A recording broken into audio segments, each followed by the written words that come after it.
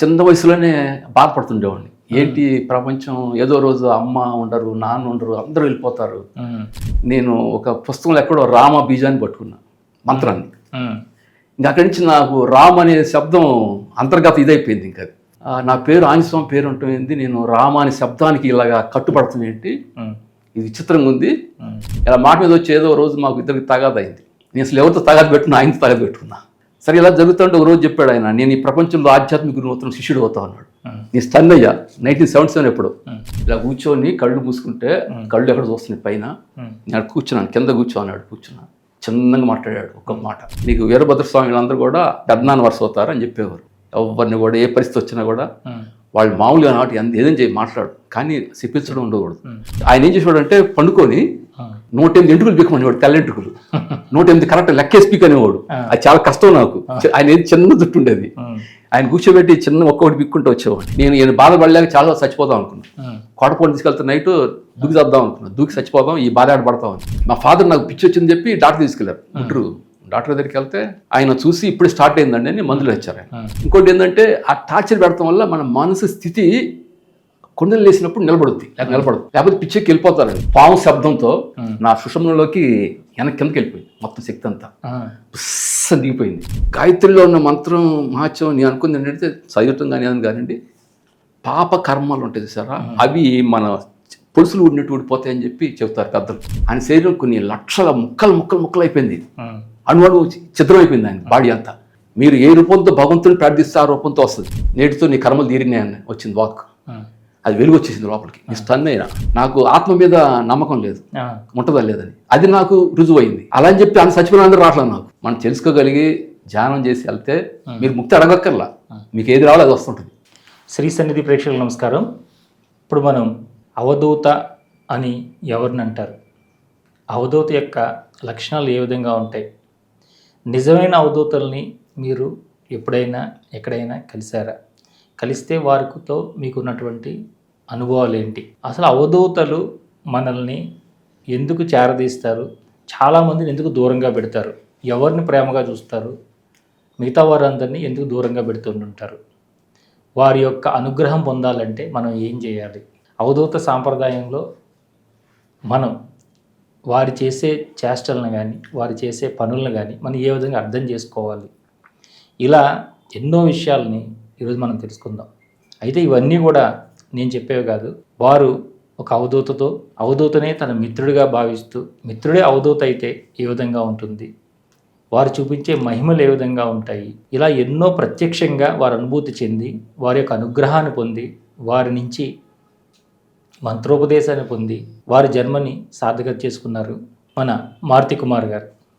మరి వారిని అడిగి వారి యొక్క ఆధ్యాత్మిక జీవన ప్రయాణం ఎప్పుడు ఎలా ప్రారంభమైంది, వారు ఈ రోజున ఇప్పుడున్నటువంటి మనకి భౌతికంగా కనిపించే స్థితి కాకుండా ఆధ్యాత్మికంగా ఎంతటి ఉన్నత స్థితిలో ఉన్నారో తెలుసుకుందాం. నమస్కారం గురు. నమస్కారం అండి. చాలా సంతోషం. చాలా సంతోషం సార్ నాకు కూడా. శ్రీ సన్నిధి ప్రేక్షకులకు నమస్కారం. సార్, ఇప్పుడు ప్రతి ఒక్కరికి 2 రకాల జీవితాలు ఉంటాయంటారు. ఒకటి ప్రాపంచికమైంది, రెండోది ఆధ్యాత్మికమైంది. ఓకే, మీ ఆధ్యాత్మిక జీవన ప్రయాణం అసలు ఎప్పుడు ప్రారంభమైంది? చాలా వరకు అందరూ కూడా ఏదో పనులు ఉద్యోగాలు చేస్తూ ఉంటారు కదా, అవన్నిటికి దూరం అయ్యి ఈ మార్గంలో ప్రయాణం చేస్తున్నారా? అసలు మీ యొక్క దీని యొక్క వెనకాతలో ఉన్నటువంటి కథ ఏంటి సార్? ఒక నాకు పేరు మారుతి పేరు ఉండటంతో నాకు లక్షణాలన్నీ ఆ లక్షణాలు ఉండేవి చిన్నప్పుడు, చిత్రమైన లక్షణాలు, హనుమంతుడి లక్షణాలు. ఆ లక్షణాలు ఎక్సర్సైజ్ చేసేవాడిని, ఈ చెట్లు ఎక్కడ ఎన్ని రకరకాలు చేస్తుండేవాడిని. అనుకునే పరిస్థితుల్లో ఇప్పుడు ఇంట్లో గోల ఎక్కువ చేస్తున్నానని చెప్పి ఫాదర్ తీసుకెళ్ళి ఆర్ఎస్ఎస్లో శాఖలో కొన్నాళ్ళు ఉంచారు. అది నా 5th 6th class, 9 years old అలా. అంతే, 5వ తరగతి 6వ తరగతి అలా ఉన్నప్పుడు అక్కడ నేను ఇవన్నీ ఆసనాలు వేయటం చూసి నేర్చుకున్నాను. ఇంకా తర్వాత ఆర్ఎస్ఎస్ కన్నా కూడా నాకు ఇది ఎక్కువయ్యి ఇంకా లైబ్రరీకి వెళ్ళి మెటీరియల్ గ్యాదర్ చేసుకుంటూ ఉండేవాడిని. కానీ నాకు ఎప్పుడు ఒక మానసిక బాధ ఉండేది మనసులో. చిన్న వయసులోనే బాధపడుతుండేవాడిని. ఏంటి ప్రపంచం, ఏదో రోజు అమ్మ ఉండరు, నాన్న ఉండరు, అందరూ వెళ్ళిపోతారు, మనం ఒక్కళ్ళే ఉంటాం, ఏంటి జీవితం అని ఎప్పుడు మదన పడుతుండే. ఎటువంటి మదనం అంటే అది 90 years వ్యక్తి పడ్డాడు అని ఫీలింగ్ అయ్యాడు నేనే. నాకు అసలు కరోనా అని లేదు, నాకు అప్పుడు జస్ట్ 8th క్లాస్కి వచ్చేసాను. ఇదే ఎప్పుడు నిరంతరం ఆ భావాలతో ప్రయాణిస్తూ ఉండేవాడిని. వైరాగ్యంగా వైరాగ్యం ఉండేది మనసు, మహా వైరాగ్యం. ఎంత వైరాగ్యం ఉండేదంటే నాకు 20 years వస్తే నేను మ్యారేజ్ చేసుకొని భార్య బిడ్డలు రక్షించే స్థితిలో లేదు బ్రెయిన్. ఎక్కడికి వెళ్ళిపోతానేమో గురువు అనే స్థితి వస్తేమో గురువు అని తచ్చాడుతుండేది బ్రెయిన్లో, ఏదో సంథింగ్ అని గురువు అని. అంటే మీరు అక్కడ లైబ్రరీకి వెళ్ళినప్పుడు అది ఏం జరిగిందండి? అది ఆ లైబ్రరీకి వెళ్ళిన బుక్స్ చదివేవాడిని సార్, నేను బాగా రిఫర్ చేసేవాడిని. చిన్న వయసులో నాకు యోగా మీద, ఈ మంత్రాల మీద, వీటన్నిటి మీద దృష్టి ఉండేది. అక్కడ జరుగుతున్నప్పుడు నాకు తెలియకుండానే నేను ఒక పుస్తకంలో ఎక్కడో రామ బీజాన్ని పట్టుకున్నా, మంత్రాన్ని. ఇంకా అక్కడి నుంచి నాకు రామ్ అనే శబ్దం అంతర్గత ఇదైపోయింది. ఇంకా నిరంతరం నాకు ఏ బాధ వచ్చినా రామ మంత్రాన్ని జపిస్తుండేవాడిని మనసులో. బయట ఎక్కడ కనపడేది కాదు, ఎక్కడ నమస్కారం పెట్టేవాడిని కాదు, గొళ్ళకి వెళ్ళేవాడిని ఎక్కడే ఉండేది కాదు, ఎక్కడ పోయినా తృప్తి ఉండేది కాదు. ఆ రామ మంత్రంలోనే నాకు సాటిస్ఫాక్షన్, ఆ ఆనందం వచ్చేది. బాధ కలిగితే పక్కకు కూర్చొని రామ్ రామ్ రామ్ అనుకునేవాడు, ఆంజనేయలాగా. నేను అనుకునేవాడిని ఎన్ని చూసి నా పేరు ఆంజనేయ పేరు ఉంటుంది, నేను రామ అనే శబ్దానికి ఇలాగా కట్టుబడుతుంది ఏంటి, ఇది విచిత్రంగా ఉంది అనుకునేవాడిని. తర్వాత ఈ వైరాగ్యం చూసి అనుకునేవాడిని, నేను పూర్వజన్మలో ఏదో నాకు అప్పటిదాకా పూర్వజన్మ నాకు ఏది కూడా నేను సైన్స్ చదివాను. నేను ప్రశ్నతో మొదలయ్యే జీవితం. నా ప్రశ్న నాకు అందరూ చెప్తే వినను. ఇప్పుడు మీరు ఎవరు చెప్పారనుకోండి విషయాలు, ఇదని నేను నమ్మను. నాకు అనుభవం రావాలి జీవితం, అదే నమ్మకం. ఇంకా నేను అనుకునేవాడిని నా పూర్వజన్మలో ఎక్కడో, అసలు నాకు ప్రీవియస్ బర్త్ అని కూడా మనకు తెలియదు అప్పుడు. నా ప్రీవియస్ బర్త్ ఎక్కడో నేను ఒక యోగిని అయి ఉంటాను, లేదా మంచి భక్తుడిని అయి ఉంటాను, అందుకని నా మనసు ఇలాగా టచ్చాడుతుంది అని ఫీల్ అయ్యేవాడిని. గత జన్మలో ఉందని అది ఫీల్ అయ్యేవాడిని. నాకు ఎక్కడ గురువులు లేరు, అక్కడ ఎవరు లేరు, నీ ఎవరు చెప్పి నేను నాకు నేనే ఎత్తుకోవాల్సిన మార్గం. ఈ రామ్ బీజాక్షరాన్ని చూసినప్పుడు మీకు ఇన్నిసార్లు జపం జపం కూడా లేదన్న, అది ఎవరిస్తారు? అక్కడ ఏమన్నా రాసింది? అలాగే అక్కడ ఏం లేదు. రామ్ అనే శబ్దాన్ని మీరు చేయండి అన్నారు అంతే. ఇంకా రామ్ అని మంత్రం చేస్తుంటే నాకు ఇదైపోయేవాడిని, నేను ఆటోమేటిక్ లీనమయ్యేవాడిని మంత్రంలో. రామ్ శబ్దం వింటే ఆగిపోయేది. ఇది నాకు కళ్ళు నీళ్ళు కూడా వచ్చి అంత స్థాయి. భద్రాచలం వెళ్తే నాకు అలాగా కారుతుంటాయి. అంటే ఒక వయసులో ఈ స్థాయి ఉంది నాకు రామ మంత్రానికి. అప్పుడు ఆలోచించుకున్నాను, నేను ఏంటి ఆంజనేయ పేరు ఉండటం ఏంటి, రామ మంత్రం ఉండటం ఏంటి, ఇలా అన్నీ ఉన్నాయి. నాకు నిరంతరం ఈ తప్పనేంటి, విగ్రహారాధన వదిలేసాను. చిన్న 8th class ఆ టైంలోనే ఇద్దరు విగ్రహాలు నాకు ఉండేది కాదు, విగ్రహం మీద గుళ్ళకి వెళ్తే ఉండేది కాదు. ఈ రామ మంత్రం చేస్తే ఆనందంగా ఉండేది. అస్సలుది కావాలి, ఇవన్నీ వద్దు నాకు, ఈ వేషధారణలు, ఈ గుళ్ళు గోపురాలు కాదు, అస్సలు స్వరూపం ఏంటి, ఈ మహాస్వరూపం ఏంటి, దీనికి కారణం ఏంటి అని తపనలో ఉండిపోయింది. అనుకునేవాడిని 20 ఏళ్ళు వస్తే నేను భార్య బిడ్డలను రక్షించే స్థాయిలో లేదు నా జీవితం. అప్పుడు పెళ్ళి కాలేదు అంటే అప్పటికి అనుకునేవాడు. కానీ ఇంకో ధర్మం ఉండేది నాకు, భార్యను పెళ్లి చేసుకుంటే భార్యను వదిలి సన్యాసం పుచ్చుకోకూడదు, భార్య అనుమతి లేనిదే, లేదా భార్యతో పాటు వెళ్ళాలి. కానీ నాకు ఆ రామ అక్షరం మాత్రాలు పట్టేది, రాముడి కన్నా రామ అక్షరం నాకు బాగా ఇదయ్యేది. రామ మంత్రం నాకు ఇదైపోయేది. ఇలా చేస్తూ ఉండేవాడిని. నేను అని చేసినా కూడా నేను బాహ్యంగా వచ్చేటప్పటికి మామూలుగా ఉండేవాడిని, అంతా పిల్లవాళ్ళలాగే అన్ని పిల్ల చేష్టలు, ఎక్సర్సైజ్ చేసేవాడిని. నేను 6th class 5th classలోని శీర్షాసనం చేసుకున్నాను, వ్యవసాయం లేకుండా, గోడ లేకుండా. ఇంకన్నీ చేస్తూ ఉండేవాడిని. ఇవన్నీ ఈ ఆసనాలు వేయటం, తర్వాత యోగా తెలుసుకోవటం, ఈ చక్రాలు ఉంటాయని ఇవన్నీ నాకు తెలియకుండానే ఆ మెటీరియల్ గ్యాదర్ చేసుకునేవాడిని లైబ్రరీకి వెళ్ళి. కొంత ఉంది జ్ఞానం అప్పటికి. నేను అక్కడే ఈ రామ మంత్రాన్ని, విష్ణు మంత్రం, గాయత్రి మంత్రం కూడా నేను నేర్చుకున్నాను. అప్పట్లో గాయత్రి మంత్రం ఇంత పబ్లిక్గా లేదు బయట ఎక్కడ, అసలు చాలా సీక్రెట్గా వచ్చేవాడు. కానీ నాకు ఆ మంత్రం వచ్చి నాకు అప్పటికే. చదివేవారు కదా మీరు? ఇవే ఉండేవా మీకు? చదువుతుండేవాడిని, చదువు మామూలే, అది జరుగుతుండేది. కానీ అంతరంగిక మాత్రం నేను ఒక భగవంతుని మీద ధ్యానం అయి ఉండేది. అది ఉండేది. ఒంటరిగా ఉంటే మాత్రం ఇంక అయిపోయినట్టు, నాకు నేనే ఇబ్బంది అనమాట. ఒంటరిగా ఉంటే మనుషులు ఉన్నప్పుడు అందరూ కలిసి సరదా నవ్వుతా ఉన్నట్టు పిల్లవాళ్ళగా ఉండేవాడు. పక్కకు వస్తే నా ఆలోచనలన్నీ మారిపోయాయి. ఇదంతా ఎవరైనా ఏమన్నా అంటే అనుకునేవాడిని, ఒక ఏళ్ళు ఒకళ్ళు చూపిస్తే మనం 3 ఏళ్ళు మనకి చూపిస్తాయి, అది ఎవరిని ఏమనేవాడిని కాదు. ఒకవేళ వాడు తప్పు చేసినా వాడు చూపిస్తున్నప్పుడు నాకు 3 ఏళ్ళు నేను చూసుకునేవాడిని, నేను ఎంత నా తప్పు ఎక్కడుందని. అటువంటి ధర్మ సంకటంలో ఉండేవాడిని. అంటే మీరు నిజం సత్యమైన స్వరూపం ఏదో తెలుసుకోవాలి, అసలు స్వరూపం ఏదో తెలుసుకోవాలని అనుకున్నారు కదా? అవును. ఆ తెలుసుకోవాలనే తపన మిమ్మల్ని ఎక్కడికి తీసుకెళ్ళింది, ఎవరి దగ్గర తీసుకెళ్ళింది? నాకు భగవంతుడే ఆయన గురువు రూపంలో వచ్చాడు, ఈశ్వరుడు అనుకున్నాను. ఎందుకంటే ఆయన చూపించిన మహిమలు మీరు ఈ కాలంలో చూసి ఉండరు. 40 ఏళ్ళ క్రితం జరిగింది అన్ని వ్యవహారాలు, 40 years బ్యాక్ జరిగింది. ఎవరు ఎక్కడ కలిసారు మీరు? ఆయన సూర్యప్రకాశ్రావు గారని. ఆయన యాక్చువల్గా ఏంటంటే ఆయన దమ్మాలపాడు గ్రామం అండి, ముప్పాళ్ళ అక్కడ దగ్గర, నసరావాడి దగ్గర. అయితే వీళ్ళు ఎక్కడో బంధుత్వం కూడా ఉంది, మాకు తెలియదు అది. వాళ్ళు విచిత్రమైన సంఘటనలు కొన్ని జరిగినాయి మా ముందు కలవటానికి కూడా. ఆయన చూపించేవాడు కొన్ని. ఏంటి చెప్పండి? ఏంటంటే రామాయణంలో ఆంజనేయ స్వామికి సూర్యుడు గురువు అని చెప్పేవాడు. నేను సూర్యుడిని, సూర్యప్రకాశ్రావు. వాళ్ళు ఏ జ్ఞానం లేకుండా ఆదివారం పుట్టాడని చెప్పి సూర్యప్రకాశ్రావు పేరు పెట్టారు. మా నాన్నగారు అన్ని చూసి మారుతి కుమార్ ఆంజనేయ పేరు పెట్టుకున్నారు. తర్వాత మేము ఒక టైంలో ఒక ఇంట్లో అద్దెకున్నాం నసరాపేటలో. ఆ ఇల్లు ఖాళీ చేసి ఇటు వచ్చిన తర్వాత ఆ ఇల్లు వాళ్ళు కొనుక్కున్న వాళ్ళు ఆ ఇంట్లోకి వచ్చారు. వాళ్ళు ఆ ఇంట్లోకి వచ్చారు. తర్వాత మా గోత్రము వాళ్ళ ఇంటి పేరు ఒకటే. ఎన్ని విచిత్రాలు చూపించేవాడు ఆయన. ఎన్ని చూసావా, దేవుడు ఎలా ఇచ్చాడు మనకి ఈ మార్గం, నీకు తెలియదు అనేవాడు.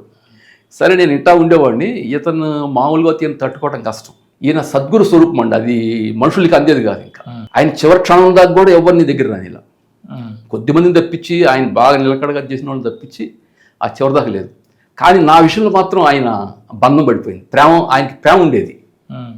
అది అప్పటికి ఆయన ఆధ్యాత్మిక వ్యక్తిని నాకు కూడా తెలియదు. చాలా మామూలుగా తిరుగుతుండేవాడు, పిచ్చోళ్ళగా తిరుగుతుంటే ఆయన మాట్లాడుతూ ఉంటే అప్పుడు మాట్లాడుతుండేవాడు, ఏదో మాట్లాడుతుండేవాడు, గోల ఏది మాది పోట్లాడు అది జరుగుతూ ఉండేది. నేను ఎక్సర్సైజ్ చేస్తుండేవాడు, బాగా వర్కౌట్స్ చేస్తుండేవాడు ప్యారల్ బార్ సీట్ మీద పార్కుల్లో. అప్పుడు చాలా మంది ఫ్రెండ్స్ వచ్చి చేస్తుండేవాళ్ళు, ఈయన వచ్చేవారు. ఇలా మాట మీద వచ్చి ఏదో రోజు మాకు ఇద్దరికి తగాద అయింది. నేను అసలు ఎవరితో తగాద పెట్టుకున్నా, ఆయనతో తగాద పెట్టుకున్నా. సరే తగాద పెట్టుకుంటే మేము అందరం కూర్చొని ఇలాగ పార్కులో సాయంత్రం కూడా మాట్లాడుతున్నాము. ఆయన చీకటి పడింది. ఆయన ఆ చుట్టూ తిరుగుతా, అందరి చుట్టూ తిరుగుతా మా నాన్న శివుడు, మా అమ్మ పార్వతి అని చాలా ఖచ్చితంగా అమ్మ నాన్న పేరు చెప్పాడు.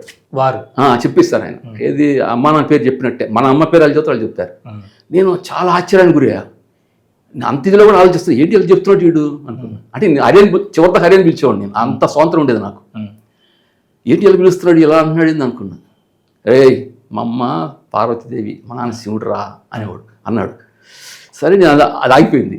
తర్వాత ఈయన నన్ను ఈ మనుషుల్లోంచి ఈ దాంట్లో వేరు చేశాడు, చిన్నగా చేసుకొచ్చి ఏం చూపిస్తున్నాడు అయ్యి అని. అయ్యి అంటే ఏం చూపించాడు, ఇదే ఈ పేర్లు కలిసి ఉండటం. ఇలాగా ఆంజనేయస్వామికి శిష్యుడు గురువు సూర్యప్రకాశ్ మధ్యలో నీకు రామాయణ బీజం అంటే నీకు ఇష్టం, ఇవన్నీ ఆయన చూపిస్తున్నాడు. కొన్ని చెబుతుంటే నేను ఇంటా ఉండేవాడిని. మొదట్లో మామూలుగా ఫ్రెండ్స్ లాగా మాడుకునేవాళ్ళం. ఆయనకి ఒక ప్రోగ్రామ్ వచ్చిందండి, కంప్యూటర్ ప్రోగ్రామ్, టాప్ ప్రోగ్రామ్. అసలు నన్ను ఎలాగ శిష్యుగా మార్చడం అనేది పెద్ద ప్రోగ్రామ్ అది.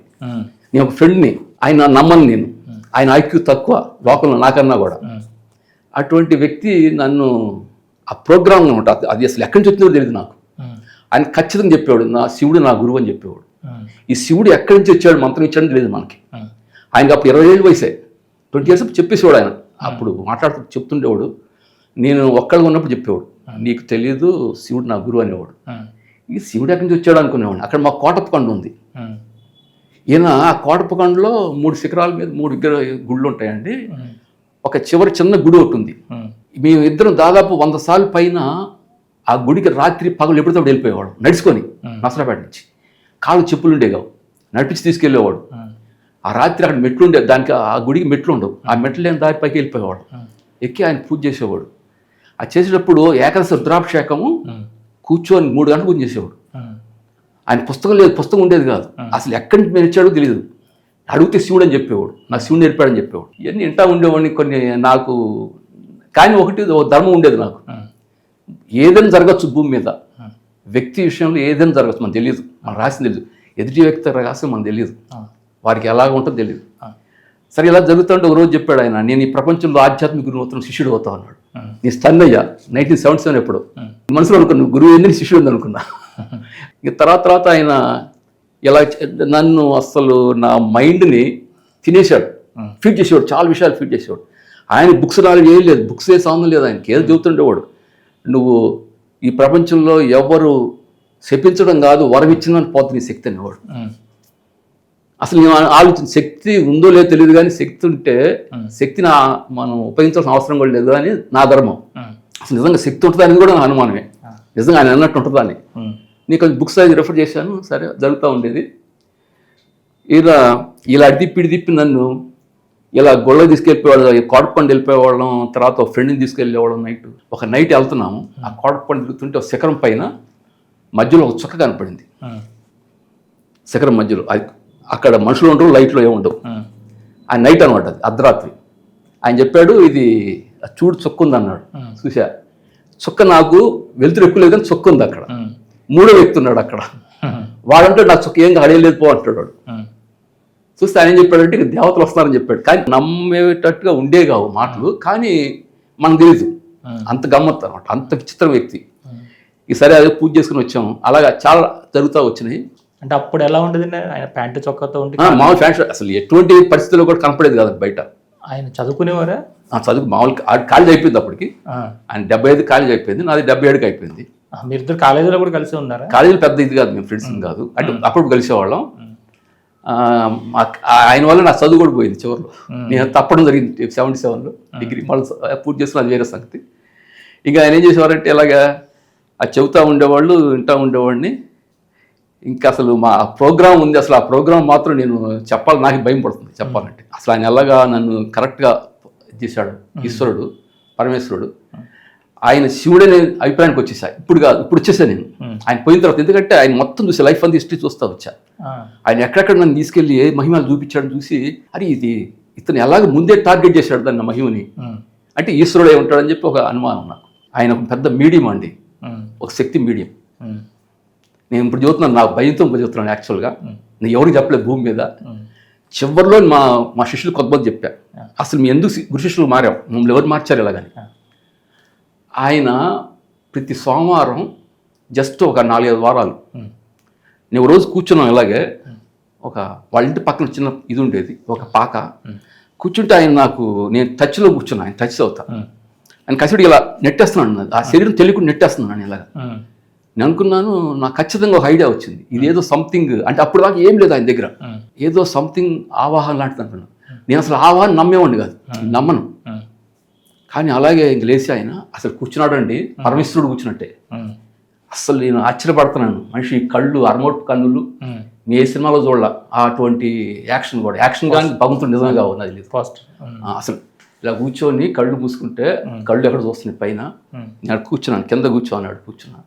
చిన్నగా మాట్లాడాడు ఒక్క మాట, వీడికి అన్నీ తెలుసు అన్నాడు. వీడికి అన్నీ తెలుసు, వీడు నా పుత్రుడు. వాళ్ళు చెప్పాడు ఆయన, వీడు అమ్మవారు అంశతో పుట్టాడు అన్నాడు. అమ్మవారు అంశతో పుట్టాడు, జాగ్రత్త అని కాసి మాట్లాడేవాడు. అలాగే 4-5 వారాలు సోమవారం ఆనందంగా ఉండేది. ఆయన వచ్చేవారు, ఎవరు తెలిసేది కాదు. మేము పాకలో కూర్చున్న వాళ్ళం. శివుడే ఆవాహన అయ్యేవాడు. ఆవాహన అయ్యేది. ఆ ఆవాహన కూడా అసలు ఎటువంటి ఇది ఉండదు ఆయనకి. మామూలు చాలా నెమ్మది కూర్చొని ఈ పద్మాసనం వేసుకుని ఇలా కూర్చొని మాట్లాడేవారు. ఆ మాట్లాడటం కూడా కళ్ళు ఆటోమేటిక్గా ఆరుమడుపులు అయిపోయాయి. ఆయన తర్వాత ఇవన్నీ చెబుతూ ఉండేవాళ్ళు. ఇదంతా అయిపోయిన తర్వాత నాకు ఇంకా 4-5 వారాలు వచ్చి ఆయన, నేను ఇంకా రాను చెప్పేశారు, నేను రాను, వీరభద్ర స్వామి వస్తాడు, హీ విల్ టేక్ కేర్, నిన్ను అతను చూసుకుంటాడు అన్నాడు. ఆయన చూసుకుంటారు ఇంకా అన్నాడు. నాకు వరుస చెప్పారు, వరుస ఒకటి ఉండేది నాకు. ఈయన అదే వరుస చెప్పేవాడు, తాతగారు అని చెప్పేవాడు. మన తాతగారు ఆయన, తాత నీకు వరుస, నీకు వీరభద్ర స్వామి వీళ్ళందరూ కూడా పెద్దనాన్న వరుస అవుతారు అని చెప్పేవారు. చెబితే నేను వినేవాడిని. అప్పటికే ఈయనతో చాలా బాధపడేవాడు. నేను ఈయన మానసిక బాగా పెట్టేవాడు. ప్రతిరోజు ఒక పరీక్ష పెట్టేవాడు నాకు. ఇది తెలియదు, నేను అన్కంట్రోలబుల్. ఇంకా ఆయన ఏం చెబితే చేయాలి నేను. ఏం పరీక్షలు ఎలాంటివి? ఎలాంటి అంటే ఇంక ఇది మా అమ్మ అంటే నాకు చాలా భయం. మమ్మల్ని ఎదిరించడం వాడు ఇంట్లో. నేను 11 దాకా నేను మా అమ్మని నిద్రపోయేది కాదు, 11 దాకా నాకు వచ్చేదాకా. వీడిద్దరు పిచ్చి పేగి తిరుగుతున్నారు, దెయ్యాలు బట్టి అని కాల్ చేసేది. ఆయన ఒకటే మాట చెప్పాడు, ఏ విషయంలో కూడా చెప్పడానికి లేదు ఇంట్లో, అంతే అనేవాడు. అటువంటి చాలా జరిగాయి మా ఇంట్లో. ఈ జరుగుతుంటే ఇంకా ఆయన స్వామి అలా వచ్చి 4 వారాలు వచ్చారు. తర్వాత వీరభద్ర స్వామిని ఇచ్చేసారు, ఆయన ఇంట్రొడ్యూస్ చేశారు నాకు. వస్తాడు వీరభద్ర వస్తాడు. ఇంకా అక్కడి నుంచి నన్ను ఆడుకున్నారండి ఆయన. వీరభద్ర స్వామి ఆయన రావటం, ఆయన మామూలు వచ్చేసాడు. ఇప్పుడు మీరు మాట్లాడుతున్నారు, టక్కని చేస్తాడు, ఇలా చెప్పేసాడు, ఇలా చేయాలి అని. నాకు అసలు ఆయన చూస్తే భయం పుట్టేది. ఇతను మామూలు మాట్లాడు, ఎలా పడతాలో మాట్లాడేవాడు. నేను మామూలు ఉన్నప్పుడు ఎలా పడతాలో మాట్లాడేవాడు. కసి మాట్లాడితే టక్కన ఆయన వచ్చి ప్రోగ్రామ్ చెప్పేవాడు నాకు, నువ్వు వెళ్ళి పని చేసి రాకపోయినాడు. అది ఎట్టాడదంటే నేను చేయలేను అనమాట. నేను ఏదో చేయలేను, ఏదో భయం నాకు ఆయన చేస్తుండేవాడు. నేను తట్టుకోలేకపోయేవాడిని. ఆయన ఈ స్వామి నాకు ఇలాగా విపరీతమైన, ఆయనకి నిరంతరం ఆయన మీద మీడియం ఉండేది, ఒక మీడియం శక్తి. మామూలు నడుస్తూ ఉండేవాడు. ఆ మీడియం రావటం, మీడియం పోవటం అనేది కరెక్ట్ అర్థమవుతుండేది నాకు. మీడియం మామూలు ఉన్నప్పుడు ఉండేవాడిది, ఆ మీడియం వచ్చేటప్పటికి శక్తి వచ్చేస్తుంది. వాళ్ళ మాట వేరుగా ఉంటుంది, బాణంలా ఉండేది మాట వచ్చి, ఇక ఆగదు, చేసి రావాలి వెళ్ళి. నేను ఇక ఎట్లాడున్నాయి అంటే ఆయన చెప్పేవాడు, నీకు శిక్షణ ఇచ్చే వాళ్ళందరూ నీ ఇంట్లోనే ఉన్నారు. మీ అమ్మ నాన్న, మీ పిల్లలు, అన్నములు అందరూ కూడా దేవుడు నీకు దానికోసం పెట్టాడు అక్కడ అని చెప్పి సిస్టమ్ చెప్పేవాడు. ఇలా చేసుకుని రా, మీ అమ్మని తిట్టు, లేకపోతే ఊరగా అకారణంగా, అది కారణం లేకపోతే తిట్టలేము మనం, అకారణం తిట్టమనేవాడు. తిట్టేసి ఎలా రావాలో తెలియదు నాకు. మంత్రం చేసుకుంటా, గాయత్రి మంత్రం చేసుకుంటే వెళ్ళి తిట్టేవాడు. తిట్టి బయటకు వచ్చేవాడిని. తర్వాత మా అమ్మ చూసుకునే తర్వాత ఇక నాకు పిచ్చికిపోయేది ఈ దెబ్బలతో. అస్సలు తట్టుకోలేకపోయేవాడిని. ఇంకా ఇది చెప్పడానికి లేదు ఎవరికి, ఈ బాధ చెప్పుకునేది కాదు. ఈ మామూలు ఉన్నప్పుడు అడిగండి, ఎందుకు నన్ను ఇంత బాధ పెడతాను అంటే, కాదు శివుడు నాకు ఇచ్చాడు, ఖచ్చితంగా చెప్పేవాడు, అది నీకు అది వస్తుంది, నేను చెప్పింది చేయి అంతే, నువ్వు తపస్సు చేసినా కూడా నువ్వు పొందలేవు, అది అంతవరకు గ్యారంటీ, నువ్వు ఏం తపస్సు చేసినా పొందలేవు ఆ స్థితి నాకు తెలుసు, నాకు ఈ తాతయ్య ఇచ్చాడు, నీకు ఇస్తాను, నీకు వస్తుంది అది, నా మాట నువ్వు ఇంతకు నేను చేయలేవు, నువ్వు తపస్సు చేయలేవు అన్నాడు అని చెప్తుండేడు. అలాగా నాకు ప్రతిరోజు ఒక పరీక్ష, ఒక విరామం, ఇంకో పరీక్ష అలా జరుగుతుండేది విపరీతంగా. లెవందా తిరుగుతుండేవాళ్ళు రోడ్ల మీద పడి, అందరూ ఏది పిచ్చెక్కింది దయ్యం పడింది అనే స్థితిలో ఉండేవాళ్ళు. ఈయన తిప్పి ఇంకా ఆయన పరీక్షలు రకరకాలుగా ఉంటాయి అన్నమాట. చాలా మానసిక స్థితికి అప్ అండ్ డౌన్స్ చాలా చూపించేవాడు. కోపం వచ్చేది అనుకో, బాగా కోపం తెప్పించి వాడిని చెప్పించనేవాడు. సరే నేను ఏదో చదివినా వెళ్ళేటప్పటికి దిగు చెప్పించకూడదు ఎవరిని కూడా, ఏ పరిస్థితి వచ్చినా కూడా. వాళ్ళు మామూలుగా నాటి ఏదైనా చేయి మాట్లాడు, కానీ చెప్పించడం ఉండకూడదు, వరం ఇవ్వడం కూడా ఉండకూడదు, నీ కాళ్ళు పడ్డానికి వరం ఇవ్వద్దు ఎవరికి అని. ఈ విధమైన ట్రైనింగ్ అనమాట, ఎవ్రీథింగ్ ట్రైనింగ్. ఆయన ఏం చేసేవాడు అంటే, పండుకొని 108 ఎంటుకలు పీకమనేవాడు, తెల్లెంటుకలు 108 కరెక్ట్ లెక్కేసి పీక్ అనేవాడు. అది చాలా కష్టం నాకు. ఆయన ఏది చిన్న జుట్టు ఉండేది, ఆయన కూర్చోబెట్టి చిన్న ఒక్కొక్కటి పీక్కుంటూ వచ్చేవాడిని. అది 108 లెక్క, 108 కరెక్ట్గా ఎంటుక చివరి భాగాన్ని టచ్ చేసి తీయాలి బయటకు అన్నాడు. అది చెప్పేవాడు, అది శక్తి ఉంటుంది అందులో, నీ తెలుగు నీ శక్తి వచ్చేస్తుంది నీకు అనేవాడు. ఆయన తిరుగుతూ ఉండేవాడు. ఇలాగా తిరుగుతున్నప్పుడు మేము ఇంకా చాలా ఫ్రెండ్స్ కలిసారు మా బ్యాచ్లో. అంటే మామూలుగా ప్యాంటు షర్ట్తో షర్ట్ ఉన్న ఈ వీరు ఎప్పుడు దిగంబర అవధూతగా మారారండి? దిగంబర అవధూతగా ఆయన 91-90 అంటే ఆ ట్రాన్స్ఫర్మేషన్ ఎలాగా చూసారు? ఆ ట్రాన్స్ఫర్మేషన్ అంటే ఆయన మన చేతుల మనిషి కాదండి, ఆయన ఎవరు మాట వినేవాడు కాదు. ఆయన పని అయిపోగానే నాతోనే వాక్ ఆయన చేసింది. నా దగ్గరే నాకు ఆయన వేద పట్టణం ఒకటి, మౌత్ పరంగా ఇచ్చారు. మేము అసలు మాంసాహారులు, ఆయన మాంసం నాకు 1980 నుంచి నేను మాంసం తిన్నాను. నాకు వేదం నేర్పేటప్పుడు మాంసాహారం గాయత్రి ఉపదేశం చేసేటప్పుడు మాంసం తీసేశారు. ఆ ఉపదేశం వలన గాయత్రి ఉపదేశం ఒకటి ఇచ్చుకుంటూ వచ్చారు వరుసగా. ఈయన 1979లో విచిత్రం ఏంటంటే, ఒకరోజు నన్ను శ్రీరామనవమి రోజు ఆయన ఎవరు చెప్పేది కాదు, చేసేటప్పుడు ఏం చెప్పేవాడు కాదు, తీసుకెళ్ళిపోయి నన్ను వాళ్ళ ఇంటి పక్కన పాక ఉండేదంటే ఆ పాకలో కూర్చోబెట్టి రాత్రి 8 తింటప్పుడు ముందు కూర్చోమన్నాడు. హాస్పిటల్ వేసుకొని ఇద్దరు కూర్చున్నాము. నేను సినిమా ప్రోగ్రామ్ వేసుకున్నాను నైట్కి, అంటే మామూలుగా ఉండేవాడు. నైట్ 8 టైం అయింది. ఈయన ఒక 30 గంట వేదపట్నం చేశాడు. చేసి జస్ట్ ఆ ఫింగర్ తీసి ఇలా టచ్ చేశాడండి తలకాయకి, నాకు ఇక్కడ టచ్ చేశాడు. ఆయన రుద్దలేదు, ఏం లేదు, ఇలా జస్ట్ 1 టచ్ అంతే, తీసాడు చెయ్యి భూమధ్యం. ఇంకా అయిపోయింది. అస్సలు నా శరీరం అప్పుడు దాకా ఇలా డ్రూప్గా ఇలా కూర్చొని ఉన్నాను. నేను ఎప్పుడు లేస్తాడు ఇప్పుడు పోదాం చెప్పడేనా, ఎప్పుడు లేస్తాడు పోదాం, కాళ్ళు ఎప్పుడు పడుతున్నాయి. ఒక్కసారి షాక్ తగిలిందండి బ్రెయిన్కి, ఇంకా అయిపోయింది. కళ్ళు నీళ్ళు గారిపోయినాయి, కళ్ళు మూతపడిపోయింది, కళ్ళు నా కళ్ళు తెరవటంలా. చూస్తే ఒక పాము శబ్దంతో నా సుషుమ్నలోకి కిందకి వెళ్ళిపోయింది మొత్తం శక్తి అంతా, పుస్స దిగిపోయింది. దిగుతుంది, లోపల ఎక్కడో గంట మోగుతుంది, తలకాయలు ఎక్కడ టంగ్ టంగ్, మన గుళ్ళో గంట పడుతుంది. నేను చూస్తా, అలా అబ్జర్వ్ చేస్తూ ఉన్నా కాసేపు. కళ్ళీళ్ళు వచ్చేస్తున్నాయి.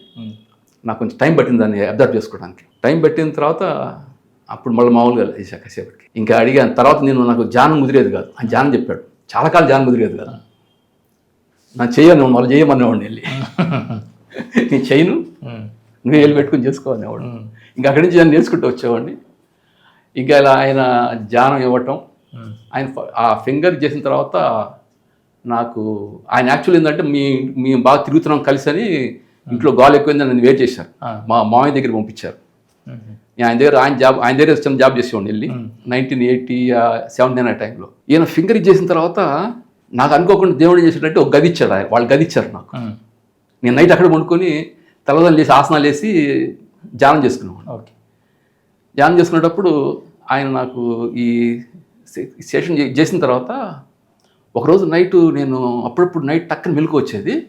అది 2 గదులు ఉండేది. నీకు చాలా చీకటిగా ఉంచేవాడిని గదిని అంతా, లైట్ లేకుండా. 79 జరిగింది ఇది. ఆ పక్క గదిలోంచి చిరు గజ్జలు వినపడేయండి. నేను బాగా ఆలకించాను. రాత్రి సగం మెలకు వస్తే అవి వినపడుతుండే. వినపడుతుంది అనుకున్నాను, ఇదేదో పురుగు చేస్తే ఉంటుంది, నేను బయట చెప్పాను అనుకో దెయ్యం అని చెప్తారు, నన్ను అంటారు అని చెప్పి దేవుడు చెప్పలేదు దాన్ని. నేను వింటా ఉండేవాడి, నెలకు వచ్చేది వింటా పోతా ఉండే. ఆ శబ్దం కూడా ఇలా కలుగుతూ ఉంటుంది. తర్వాత ఇంక సరే నేను నసరావిడ వచ్చాను పని మీద. వచ్చినప్పుడు మామయ్య గారు వాళ్ళ బావమరిది పెళ్లి చేసుకుని వచ్చారు కొత్తగా. వాళ్ళు అక్కడ పనుకోబెట్టారు. వాళ్ళు అర్ధరాత్రి మొత్తం పక్క పడలు మొత్తం ఎత్తుకొని వచ్చేసి నాకు గజుల మొత్తం వినపడుతుంది, అక్కడ అర్థం కావట్లేదు అన్నారు. సరే నేను లైట్ చూసుకున్నాను, లైట్ వేసి చూస్తున్నారు, కనపడలేదు అక్కడ ఏమి. నేను ఫస్ట్ నసరాడు తెల్లగానే తలుపు దిగని అడిగి ఫస్ట్ క్వశ్చన్ అదే నన్ను, నీకు ఆ గదిలో గజుల మొత్తం వినపడుతుంది అని. అప్పుడు నేను అనుకున్నాను ఇది గజుల మొత్తం అని. అది అంటే తర్వాత నాకు వినపడదా, అంటే నేను తర్వాత నేను చేసి తెలుసుకుంది ఏంటంటే ఒక అమ్మవారి గజ్జలు లాంటివి అండి, చిరు గజ్జలు. అంటే అక్కడ ఎందుకు వచ్చినాయి అంటే మీకు తెలియదు. అంటే అది మన ఫోకస్, మనం ఆ భక్తి మార్గం ఉన్నామని చెప్పి ఒక సిమ్టమ్ కావచ్చు, భగవంతుడి యొక్క ప్రకృతి యొక్క సిమ్టమ్. అది తర్వాత అదే గదిలో నాకు ఇంతటి ఎవరికి చెప్పలేదు నేను, బాడీలోంచి ఇది అవుట్ ఆఫ్ బాడీ ఎక్స్పీరియన్స్ వచ్చింది నాకు. అప్పుడు ధ్యానం ఏం చేసి పెద్ద చేసినోడు కాదు, కానీ నాకు తెలియకుండా సడన్గా ఒక రోజు నిద్ర మెలకు వచ్చింది. నేను పక్క మీద లేను, అంటే అఫ్కోర్స్ రమణ మాస్టర్ లాగా నేను చూడలేదు, నా దేహాన్ని చూసుకోలేదు, కానీ నేను పైన ఉన్నాను గాలిలో. నా పక్కన ఏంటంటే ఒక బల్ల ఉంది కింద పండుకున్నప్పుడు, ఇది టచ్ చేస్తే టేబుల్ కనపడతాంలా, టేబుల్ లేదు నా పక్కన. అన్కంట్రోల్ నా కంట్రోల్ లేదు అది, ఆ స్థితి. అది కసి విట్టేటి తిరిగింది, తలక గిర్రని తిరిగి మళ్ళీ చిన్న కసి వచ్చేసింది. అది నాకు అర్థం కాలేదు, తనీసి పట్టింది. ఇది యాక్చువల్ నాకు తెలియదు, అవుట్ ఆఫ్ బాడీ ఎక్స్పీరియన్స్ కూడా తెలియదు. కానీ ఏంటంటే తర్వాత చూశాను అనమాట, ఇవన్నీ జరిగేటప్పుడు భగవంతుడు ఒక్కొక్క మెట్టు ఇస్తూ ఉంటారు కదా స్వామి. ఆయన అనుగ్రహం వచ్చిన తర్వాత అన్ని ఒక్కొక్క మెట్టు అలా వస్తూ వచ్చింది, ఇది body of out of body experience అని. ఈ తర్వాత నేను అందులో అక్కడే ధ్యానం చేసేవాడిని, రోజు 1 hour ధ్యానం చేసేవాడిని. తర్వాత 1980లో ఆయన గాయత్రి ఉపదేశం చేశారు ఆయన నోటి ద్వారా. ఈ తర్వాత గాయత్రి విపరీత ధ్యానం, గంట సేపు ధ్యానం చేసేవాడిని. గాయత్రిలో ఉన్న మంత్రం మహత్యం నేను అనుకుంది ఏంటంటే చదువుతాం కానివ్వండి, పాప కర్మలు ఉంటాయి చూసారా, అవి మన పులుసులు ఊడినట్టు ఊడిపోతాయని చెప్పి చెప్తారు పెద్దలు. ఆ మంత్రం చేసేటప్పుడు నేను బ్రెయిన్ చాలా ఇబ్బంది పడింది. ఈయన చేసే పరీక్షలు కొన్ని, ఆ మంత్రం పరీక్షలు కొన్ని. ఈయన ఏం చేసేవారంటే ఒకసారి ఈ చాలా చిత్రాలు జరిగాయి ఆయన జీవితంలో. ఆయన నేను నమ్మటానికి వీల్లేని పరిస్థితిలో ఉండేవి అన్నీ, కానీ జరిగాయి. వచ్చేటప్పుడు ఒక రోజు నేను 82లో BEd చేస్తున్నాను, అక్కడ దిగి వెళ్తే ఆయన మార్కెట్లో అక్కడ కూరగాయల మార్కెట్ దగ్గర ఉన్నారు, శిష్యులు ఉంటారు అక్కడ ఉన్నారు. ఆయన ఏం చేశారంటే ఒక కాగితం తీసుకొచ్చాడు, ఆ కాగితం మీద సాంబ్రాణి కడ్డీ ఉంటుంది సార్, ఆ కడ్డీ వెలిగించి పరమాత్మానంద స్వామి, అనంతానంద స్వామి అని రాసి 2 పేర్లు ఆయన నాకు ఇచ్చి చెప్పాడు. నాకు తాతయ్య ఇచ్చేశారు. ఒక అతను వచ్చి పొట్టిగా ఉండి ఇంగిటి ఆయన వచ్చి ఈ కాగితం ఇచ్చి వెళ్ళిపోయాడు.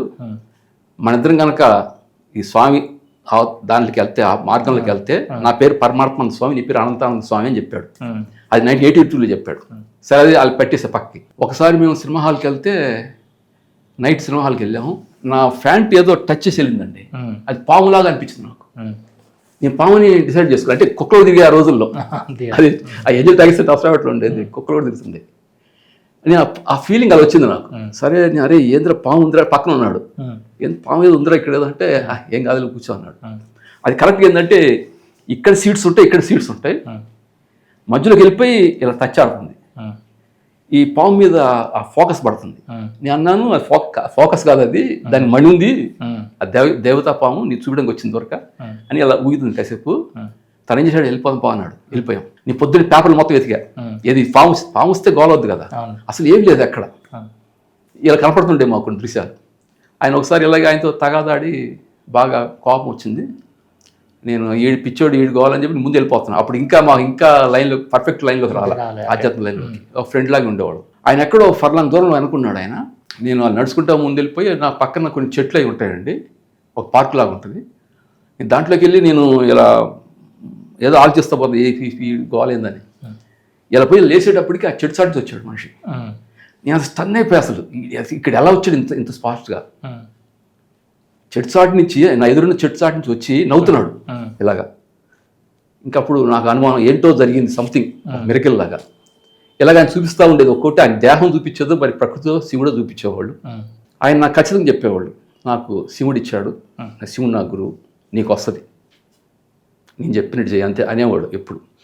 ఇంకొక విచిత్ర విషయం ఏంటంటే, ఒకసారి మేము శ్రీశైలం పోయామండి 1983-84లో. అప్పటికి ఆయన మౌనవ్రతం తీసుకున్నారు.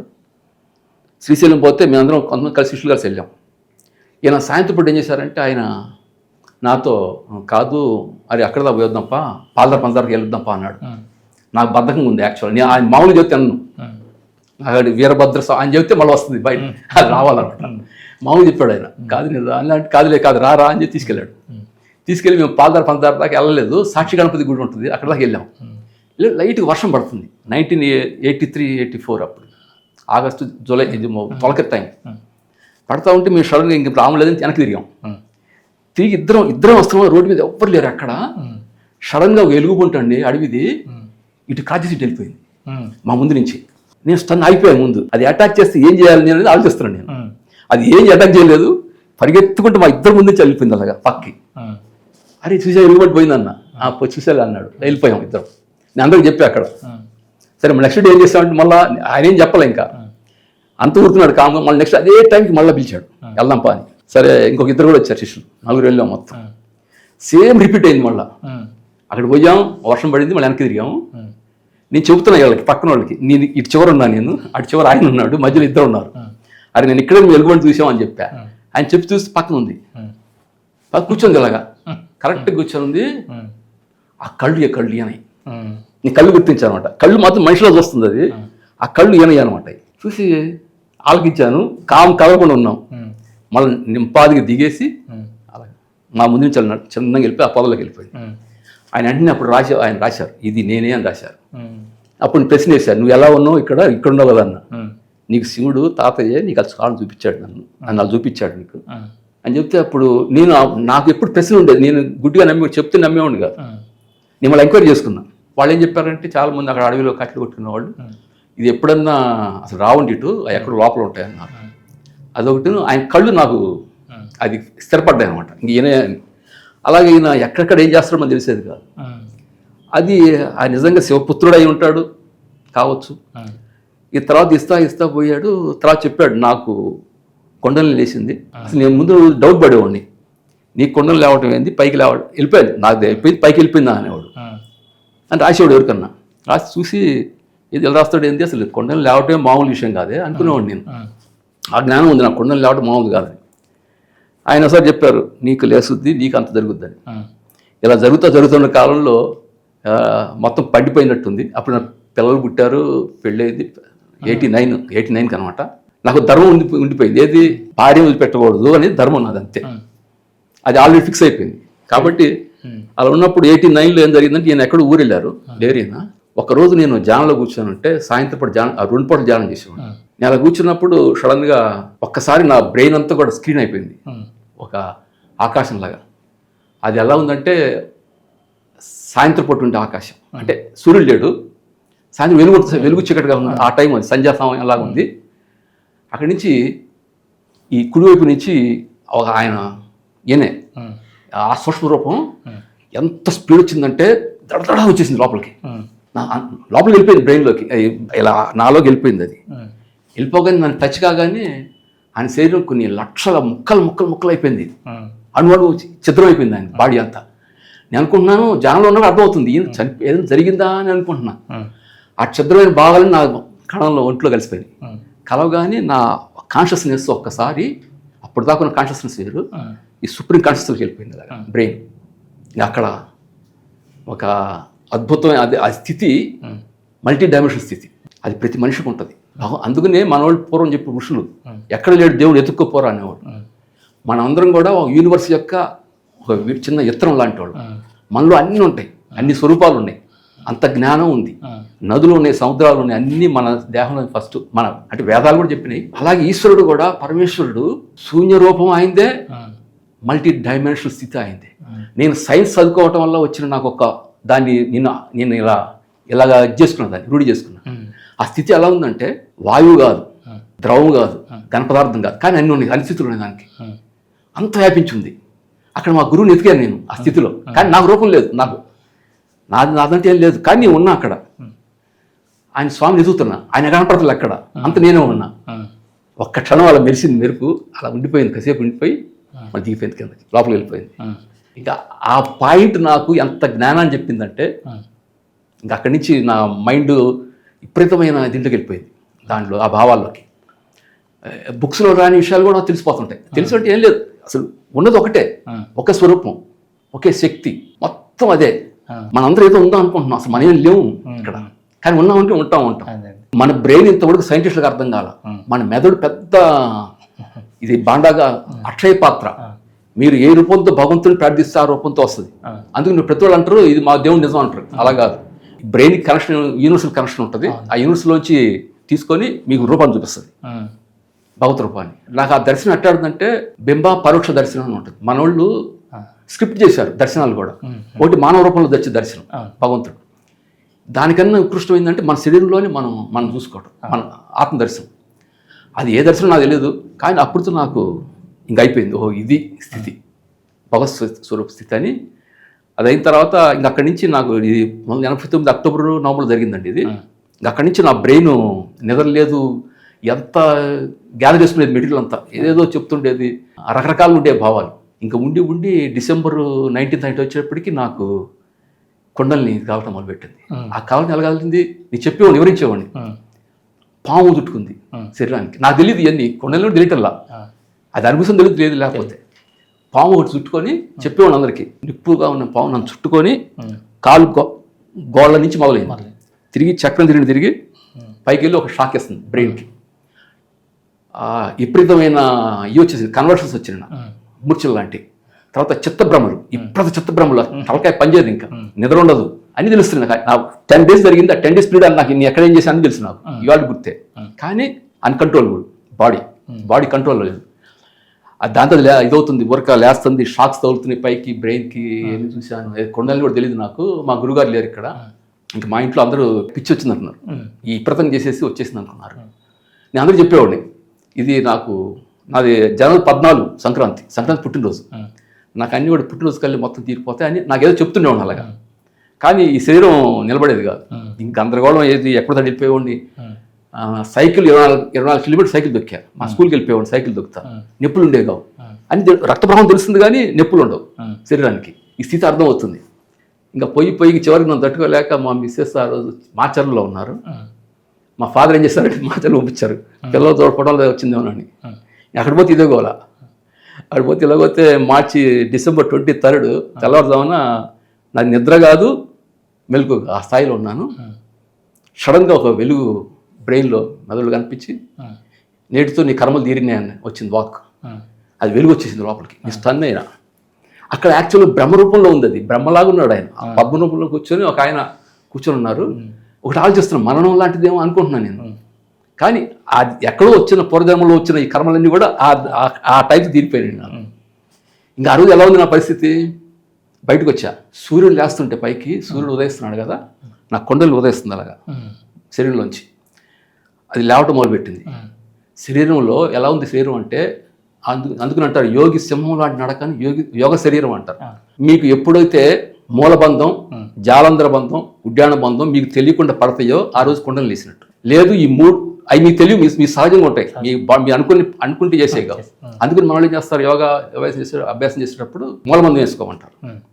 ఎప్పుడైతే మీకు మూలబంధం మీకు తెలియదు, ఇంకా అది మూలబంధం ఒకటి, జాలంధ్ర బంధం ఒకటి, ఉడ్యాన బంధం, ఈ 3 పడిపోతాయి. అంటే మీ పొట్ట లోపలికి వెళ్ళిపోద్ది, మీ కింద ఉండే యానస్ ఆటోమేటిక్ మూసుకుపోద్ది, మన సౌండ్ లేదు అది. ఇక నాకు అర్థమైపోతున్నాయి అన్నీ, ఇక్కడ ఏం లేదు ఇంకా శరీరంలో. సూర్యుడు కరెక్ట్గా నన్నెత్తుకు వచ్చాడండి, నా ఒంట్లో ప్రాణం లేదు, ఇంకా గీపితే ఏం లేదు ఇక్కడ. మొత్తం పోయి ఇక్కడ కూర్చుంది. ఒక చిన్న బిట్ ఉంది, మనం నీళ్ళలో గాలి బొడగేస్తుంది అలా ఉంది, బొడగలాగా. ఆ బొడగలో నేనున్నా. ఇంక శరీరం అంత తెలుస్తుంది నాకు, అన్నీ తెలుస్తున్నాయి, అన్నీ చూస్తున్నాను, కానీ బొడగే ఇక ప్రాణం లేదు ఒంట్లో. కానీ ప్రాణం లేచి వెళ్ళలేదు. ఇలా పోతా ఇంకా అది ఆ ఎనర్జీ తట్టుకోలేక మాచిల గుడికి వెళ్ళిపోయి, అసలు నా ఒళ్ళు ఆగటం లేదు ఎక్కడ. ఆ చూడగానే ఆ విగ్రహం చూడగానే ఇంకా పెరిగింది. పూజలు గోల్ చేస్తున్నారు, పిచ్చోడు వచ్చాడని పిచ్చి గందరగోళం చేస్తాను అక్కడ. అన్నీ అర్థమవుతుంది కానీ అన్కంట్రోల్. నేనేం చేశానంటే ఇంకా నా ఒంట్లో మొత్తం ఎనర్జీని అలా అనుకొని అలా అనేసాను ఏళ్ళతో. అది చూపించా స్వామికి. అది నాకు ప్రశ్న ఇచ్చినట్టుగా తెలుస్తుంటుంది, సంథింగ్ బాడీ నుంచి వెళ్ళిపోయింది అలాగా. అప్పుడు తీరింది కొద్దిగా, నాకు కొద్దిగా మామూలు రిలాక్స్ అయింది. మళ్ళీ ఒకసారి పోయి మళ్ళీ ఇదో నీటిలో పెడితే వదిలేస్తే పోయింది. చెట్టుగా పట్టుకునేలాగా కాసేపు అలాగా చేస్తూ వచ్చాను. ఆ టైంలో నాకు దేవుడు అనేది ఇంకా అంత దేవుడు ఒకటే. మళ్ళీ సాయంత్రం దిగిపోయేటప్పుడు ఒళ్ళంతా నీరసం, ఈ మొత్తం చేసిన పనులన్నీ. అలా భగవంతుడు నాకు ఆ దర్శనాలు కొండల్ని స్వామి చెప్పాడు, నీకు లేస్తే ఆగదు, ఎక్కడ పైకి వెళ్ళిపోద్దని అన్నట్టుగా నాకు ఎక్కడ ప్రాణం లేకుండా జరిగింది. నాకు చక్ర సంబంధంగా ఏం లేదండి, ఇంకా లేవటం నాకు తెలియదు. అది ఇక లేచేప్పుడు మాత్రం బాగా ఇబ్బంది పడింది శరీరం, మరణం లాంటిది. నేను బాధపడలేక చాలా చచ్చిపోదాం అనుకున్నాను. కోటపోని తీసుకెళ్తే నైట్ దూకి చేద్దాం అనుకున్నాను, దూకి చచ్చిపోదాం, ఈ బాధ ఆడపడతామని. ఒక్కసారి గోల్ చేసేవాడిని వెళ్ళి, ఆయన మామూలుగా ఉన్నప్పుడు ఏంటి నాకు ఇలా పరీక్షలు పెడుతున్నావు ఇవన్నీ ఏంటంటే నీకు తెలియదు అని చెప్పి కరెక్ట్గా చెప్పేవాడు ఆయన. నీకు తెలియదు, శివుడు నాకు ఇచ్చాడు, నీకు వస్తుంది, నీకు అత్తే నీ జీవితం, నువ్వు తపస్సు చేసిన రాదు నీకు అని చెప్పారు. ఆయన చెప్పినట్టుగానే ఆయన ద్వారానే మొత్తం ఈశ్వర స్వరూపం కానీ ఆయన వచ్చింది. ఇచ్చిన తర్వాత నేను అప్పుడు దాకుండా మారుతి వేరు, అప్పుడున్న మారుతి వేరు. అప్పుడు నేను మళ్ళీ లోకంలోకి వచ్చా. ఈ విషయాన్ని చాలా మందికి నేను చెప్పాను, కానీ జనం అర్థమయ్యేది కాదు. ఏదో పిచ్చుడు అనుకుంటారు, ఏదో జరిగింది అనుకుంటారు. నేను కొన్నాళ్ళు చెప్తా వచ్చిన తర్వాత నాకు మళ్ళీ అర్థమైంది. అది ఒక రకమైన గర్వం, నాకు అహంకారం. అది మొత్తం దిగేట్ చేశాడు స్వామి దేవుడు. నేను వ్యాపారాలు చేశాను, మామూలు మనిషిగా వచ్చి వ్యాపారాలు చేశాను, మొత్తం డబ్బులు పోయినాయి. మళ్ళీ నేను పరిగెత్తుకుంటూ మళ్ళీ కింద నుంచి పని చేసుకుంటూ వస్తేనే మళ్ళీ దేవుడు అలా ఇచ్చాడు, కాస్త సంపాదన ఇచ్చాడు. నేను అప్పుడు యూఎస్ వెళ్ళిపోయి మళ్ళీ అక్కడ పనులు చేసి చిన్న చిన్న పనులు చేసి అన్నీ చేశాను. అన్నీ చేసినా అంటే జ్ఞానం ఉంటుంది, కానీ మన కర్మని నేను తీర్చలేదండి. అప్పుడు అనేవాడిని మావాడితో, నాకు మాడు అంటింది కానీ ఓడి తీరలేదు అనేవాడిని. ఓడి అంటే కర్మ తీరేది కాదు, మాడు మాత్రం అంటింది నాకు అని చెప్పేవాడిని. ఈ యాక్చువల్ మీకు చెప్పిన మాటలు మా ఇంట్లో వాళ్ళు కూడా తెలియదు. ఇవాళ మా మిస్సెస్కి కానీ మా పిల్లలకు కానీ మా చుట్టాలకు కానీ ఎవరికి తెలియదు. అంటే చూశారు వాళ్ళు, నాకు పిచ్చి వచ్చినప్పుడు తెలుసు వాళ్ళకి.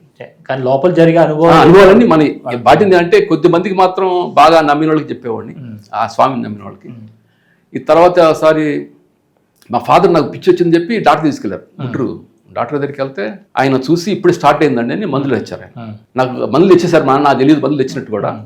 పొద్దున లేదని మామూలు అయిపోయింది, బాడీ అంతా మామూలుగా ఉంది ఇంకంతా. అప్పుడు నేను అన్ని మళ్ళీ చూసుకుంటూ వచ్చా. నేను స్కూల్కి వెళ్ళాను, అన్నీ చేశాను, అన్ని గుర్తొస్తున్నాడు. అందరూ అనుకున్నాడు పిచ్చి ఎక్కింది అనుకున్నాం, పిల్లలు ఉన్నారు ఇది అనేవాళ్ళు. సరే స్కూల్ అంటే అప్పుడు మీరు పనిచేసేవారు? టీచర్ చేసేవాడిని, టీచర్గా చేసేవారు. ఆయన 83 దాకా ఆయన మాట్లాడుతూ వచ్చారండి. నాకు మంత్రోపదేశం, నాకు అన్ని ఇచ్చారు ఆయన నోటితో అని చెప్పాడు. నా ఫస్ట్ శిష్యుడు. అప్పటికి ఆయన ఏమన్నా ఏర్పాటు చేసుకున్నారు ఆశ్రమంలో? అప్పుడు ఆ చిన్నగా అప్పుడు ఆశ్రమం కాదు, కొంతమంది ఇళ్లలో ఉండేవాళ్ళు. అది కూడా పరీక్షలే మాకు. ఆయన ఇళ్లలో ఉంటాడు, నేను వద్దనేవాడిని, ఎందుకు ఇళ్లలో గోల అనేది. కానీ ఆయన బ్రహ్మచారి. అలాగా అప్పుడు ఆయన బట్టలు వేసుకునే ఉండేవాళ్ళు, ఇంకా అలా తిరుగుతూ ఉండేవాళ్ళు. సరే మొత్తం మీద అదొక పరీక్షలు అవి జరుగుతూ వచ్చినాయి మాకు. ఈ వస్త్రాలని ఆయన ఎప్పుడు వదిలేసారు? వస్త్రాలు 91 ఎప్పుడు వదిలేశారు. వచ్చి మొత్తం ఇసిరేసాడు బట్టలు తీసి. ఇంకా అంతే. చెప్పారా ముందు ఏదైనా? ఎప్పుడు చెప్పడు ఆయన. ఆయన మౌనం వచ్చేటప్పుడు నేను అడిగాను, నీకు ఎందుకు మౌనం, నీకు అవసరం లేదు కదా అన్న. శివుడు ఆజ్ఞ అనేవాడు. ఆయన మౌనం తీసుకున్నాడు. ఆ మౌనం ఎట్టాడు మౌనం అంటే, మీ ఇద్దరు ఒంటరిగా ఉన్న రోజులు ఉన్నాయి. 40 years ఉన్నాడు మౌనంలో ఆయన. నేను మాట్లాడుకునేవాడిని, మాట్లాడాడుగా. ఆ తర్వాత దిగంబరం అంతే. నీకు ఎందుకు దిగంబరం, ఈ జనంలో కూడా ఈ గోడలు చేస్తారు ఆయన అంటే అంతే అన్నాడు. బట్టలు తీసి పక్కన పడేశాడు. ఇంకా ఆ రోజు బట్టలు వేసుకోవాలి చివరి దాకా. నేను ఎందుకు వచ్చానంటే ఇవాళ నాకు ఇది 40 years బ్యాక్ జరిగిన విషయాలు అన్నీ. లోకానికి ఈశ్వరుడు కూడా, పరమేశ్వరుడు ఎక్కడెక్కడ ఎలా ఉంటాడో తెలియదు.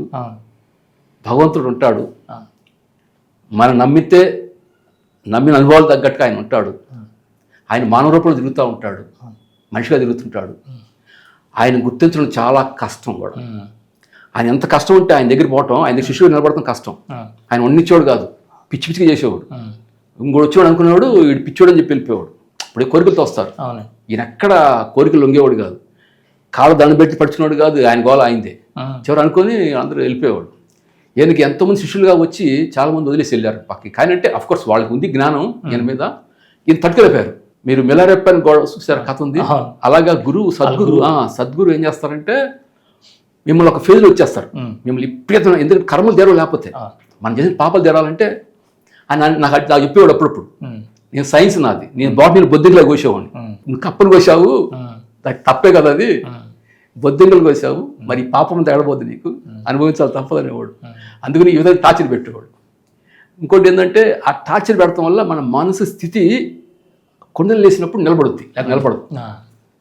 లేకపోతే పిచ్చికి వెళ్ళిపోతారండి చాలామంది. ఈ పిచ్చి తట్టుకోలేక ఆ చేసే గోలకి, అంటే మరణంతో సమానం అది ప్రాణశక్తి. ఆ కొండల్ని కూడా అందరికీ చాలా కింద నుంచి వస్తారా, ఒక వైబ్రేషన్స్ వస్తుంటాయి ధ్యానం చేసేటప్పుడు. ఇవన్నీ జరుగుతూ ఉంటాయి. ఒక్కొక్కరికి ఒక్కొక్క విధంగా ఉంటుంది, ఒక్క స్థితిలో ఉంటుంది.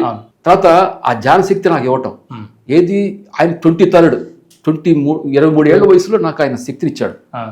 అది జనం నమ్మరు. నేను భ్రమపడ్డానంటారు, భ్రమ కాదు, నేను ఎప్పుడు భ్రమపడను. ఒక షాక్ మన చేతులు పెడితే, షాక్ కొడితే ఎలా కొట్టుద్దో ఆ షాక్ కొట్టుద్ది బ్రెయిన్కి. అలాగే ఒక్కొక్కటి నాకు ఆ దశలు ఇచ్చుకుంటా వచ్చారు ఆయన ఉన్నంతకాలం. ఆయన 5 ఏళ్ల పాటు నన్ను నలిపేశారండి బాగా. ఈ తర్వాత ఇండైరెక్ట్ నిలిపాడు. ఇండైరెక్ట్ గా అంటే మామూలుగా అంటే ఆయన ఎక్కడ ఉండేవాడు, ఆ. ఇంకా ఆయన కోసం నేను పోయేవాడు, అక్కడ ఇరుక్కుపోయేవాడు ఏదో వర్షాల్లో గొడవలు అయ్యాయి. చాలా మంది కూడా అలా చూపించి ఉండొచ్చు ఆయన, కానీ ఏంటంటే వాళ్ళు తట్టుకోలేపారు. ఇంకా ఈయనంతా అబద్ధం చేస్తున్నాడు, ఈయనంతా మాయ చేస్తున్నాడు వెళ్ళిపోయాడు. కానీ నాకేంటంటే ప్రతి చోట కూడా ఒక కాంక్రీట్ స్టెప్ వేసుకొచ్చారు వర్షం. నాకు ఆత్మ మీద నమ్మకం లేదు, ఉంటుందా లేదని, అది నాకు రుజువు అయింది. అలా అని చెప్పి అంత చచ్చిపోయిన అందరూ రావట్లేదు నాకు. ఒక టైంలో 1980లో మా మామయ్య గారు అబ్బాయి ఈతకెళ్ళి చనిపోయాడండి. మీ అందరం కలిసి ఇంకో ఫ్రెండ్స్ కలిసి 3వ రోజు సినిమాకి వెళ్ళాం రాజమండ్రిలో. అది పిల్లజందర్ సినిమా, నాగేశ్వరరావు, అంతే నాకు గుర్తుంది వాళ్ళకి కూడా. సడన్గా ఆ సినిమా చూస్తున్నాను నేను, నా బ్రెయిన్ ఒక వేవ్స్ని తాగుతుంది.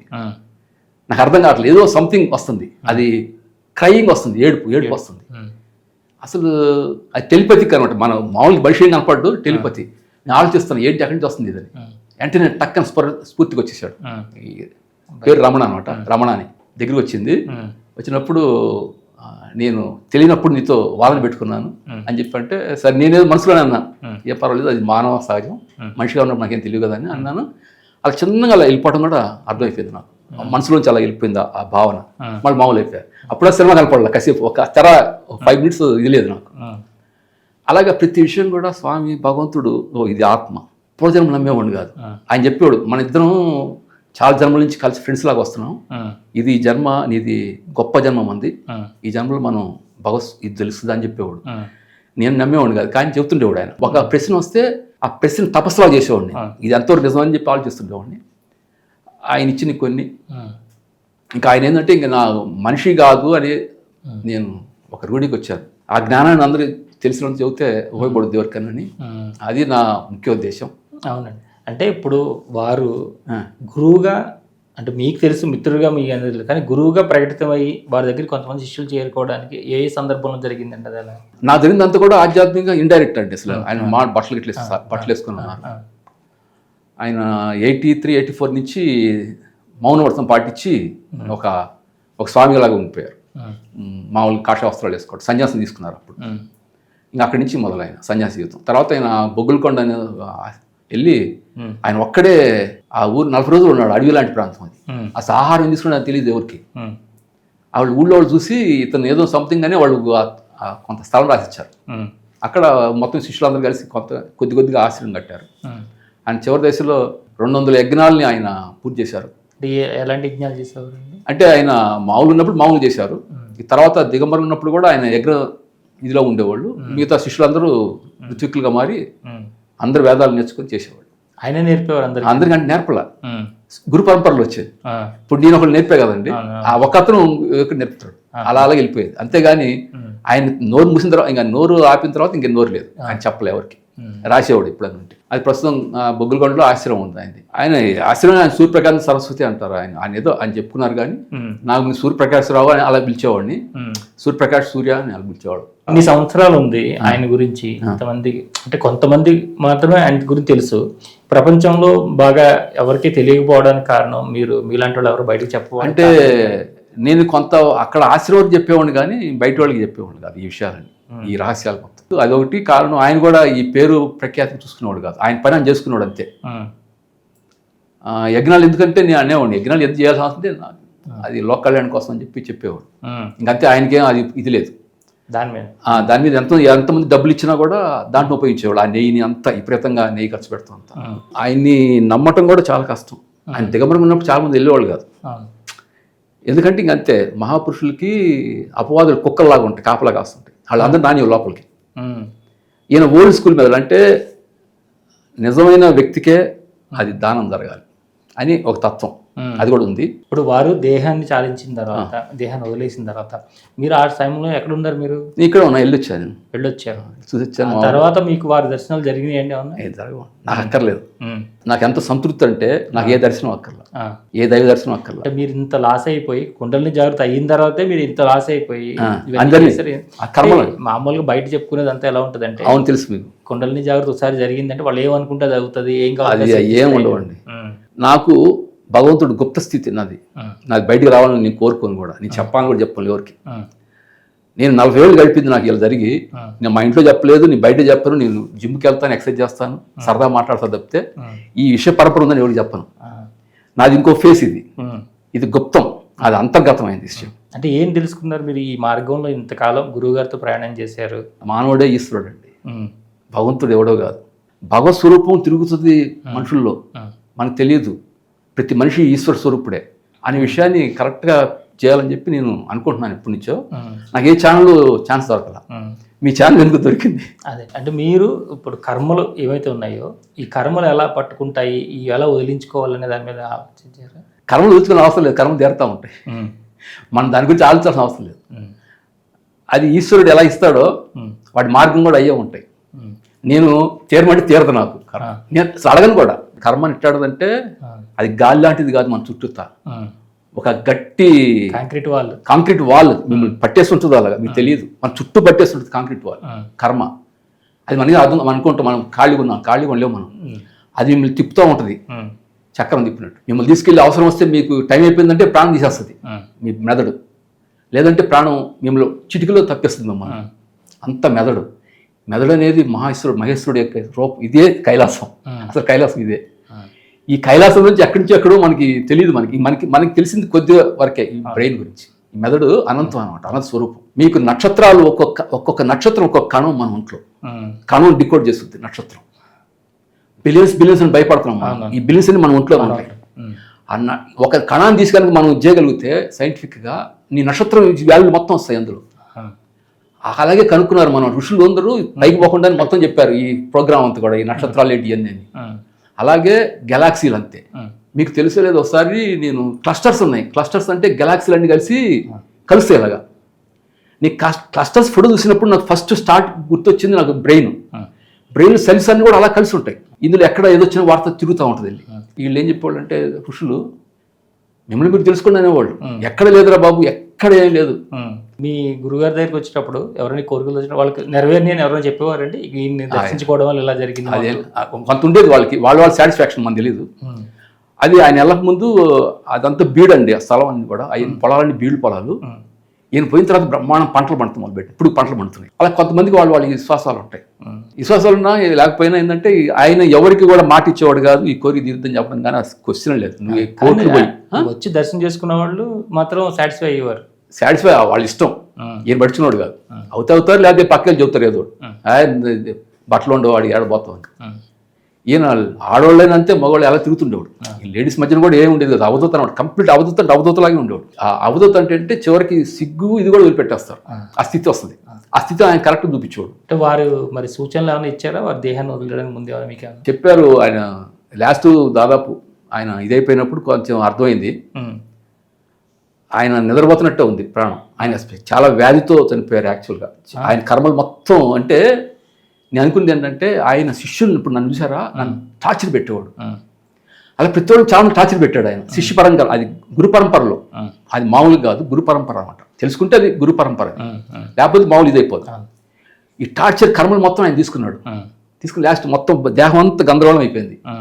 అయిన తర్వాత చెప్పేవాడు, అడిగితే అమ్మ నాకు వరం ఇచ్చింది అనేవాడు. అని వెళ్ళిపోయినప్పుడు ఆయన నిద్రపోతున్నట్టే ఉన్నాడు. అంత వ్యాధితో చనిపోయినట్టు ఏం లేదు, నిద్రపోతున్నట్టుంది.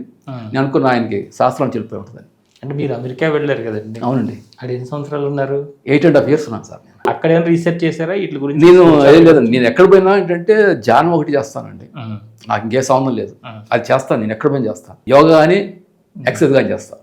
ఎక్సర్సైజ్ అని నా బాడీ ఎట్టాడంటే నేను అనుకుంటాను, ముందు చెప్పేస్తాను మా స్వామికి, ఆయనకి చెప్పాను. ఆయన ఒకసారి మా ఇద్దరు మాట వచ్చి ఆయన అన్నాడు, నీకు తెలియదురా, నీకు శక్తి అంత ఇది అయిపోతే నీకు దేహం మీద ఉండదు అన్నాడు. నేను అన్నాను, కాదు నాకు దేహం మీద ఉంటుంది అన్నా. నేను దేహాన్ని వదిలిపెట్టను, దేహం దేవాలయం, నేను ఉన్నంతకాలం దాన్ని జాగ్రత్త చేస్తానంటాను, తర్వాత సంగతి తెలియదు అని. ఆ రోజు ఈ రోజు కూడా నేను ఎక్సర్సైజ్ ఆపలేదు, యోగా ఆపేవాడిని కాదు. ఎక్కడ పరిస్థితులు బరీదిగా ఉంటే ఆపేవాడిని, లేకపోతే ఆపేవాడిని కాదు.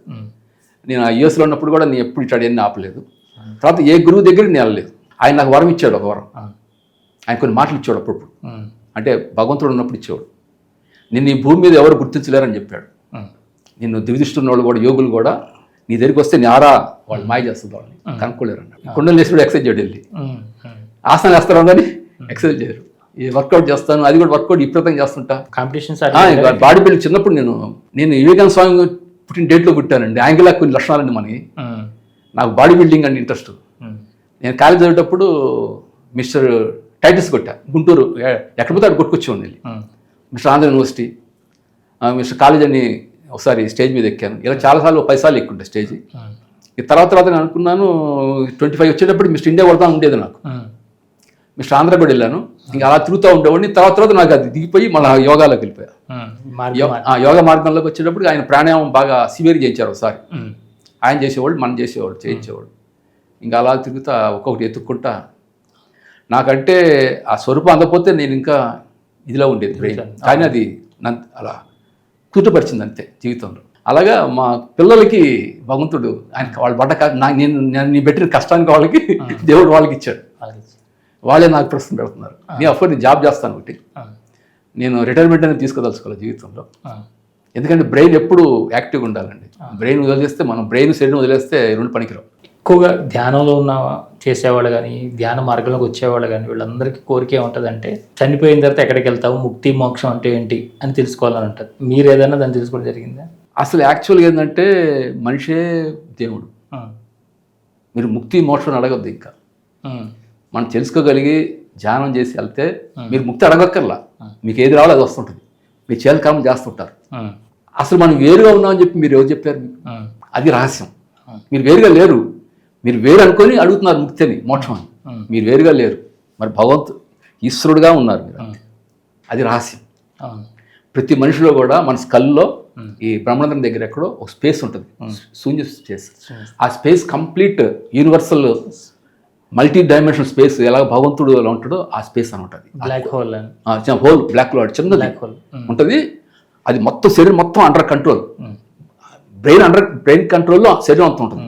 ఈ బ్రెయిన్ కూడా దాని కంట్రోల్లో ఉంటుంది. అది ఏ కర్మలు చూపిస్తుందో తెలియదు. నాకు ఒకసారి యూఎస్లో ఉన్నప్పుడు నేను కార్ వేసుకెళ్తున్నాను. ఒక ఎయిర్పోర్ట్కి వెళ్ళాను. అక్కడ దారి తప్పి గందరగోళం అవుతున్నాను. అది జీపీఎస్ పెట్టుకెళ్ళి. ఆ రోజుల్లో జీపీఎస్ కొద్ది ఇంత స్టాండర్డ్ కాదు. అది అడిదిప్పి తీసుకెళ్తుంది. నేను అక్కడ కర్బ్ అని ఉంటుంది. దారి తప్పేటప్పటికి ఆ డౌన్ అనమాట. అది ఎంత డౌన్, పెద్ద వర్షం పడుతుంది.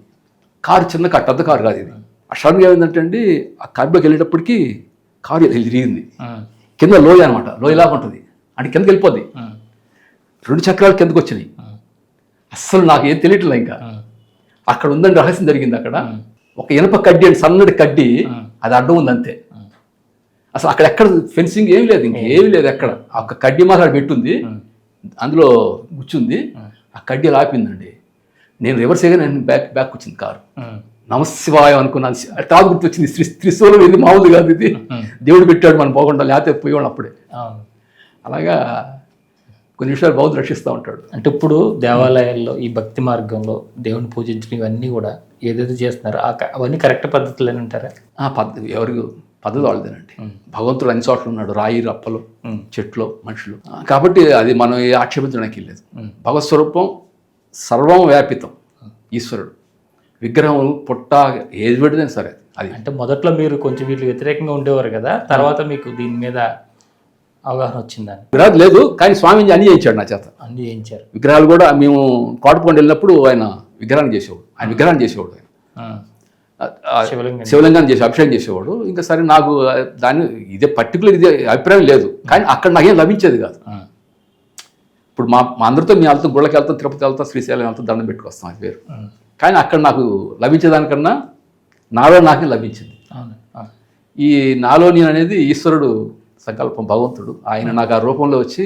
అంటే ఇప్పుడు ఎవరైనా ఒక గురువు, గొప్ప గురువు పరిచయం అవగానే ప్రతి ఒక్కరికి కోరిక ఏముంటుందంటే ఆయన భవిష్యత్తు చెప్తారు ఏ విధంగా ఉన్నదో, లేదంటే ప్రపంచం భవిష్యత్తు ఏ విధంగా ఉందో, దేశం భవిష్యత్తు ఏ విధంగా, ఇలాంటి తెలుసుకోవాలని ఉంటుంది. అవును.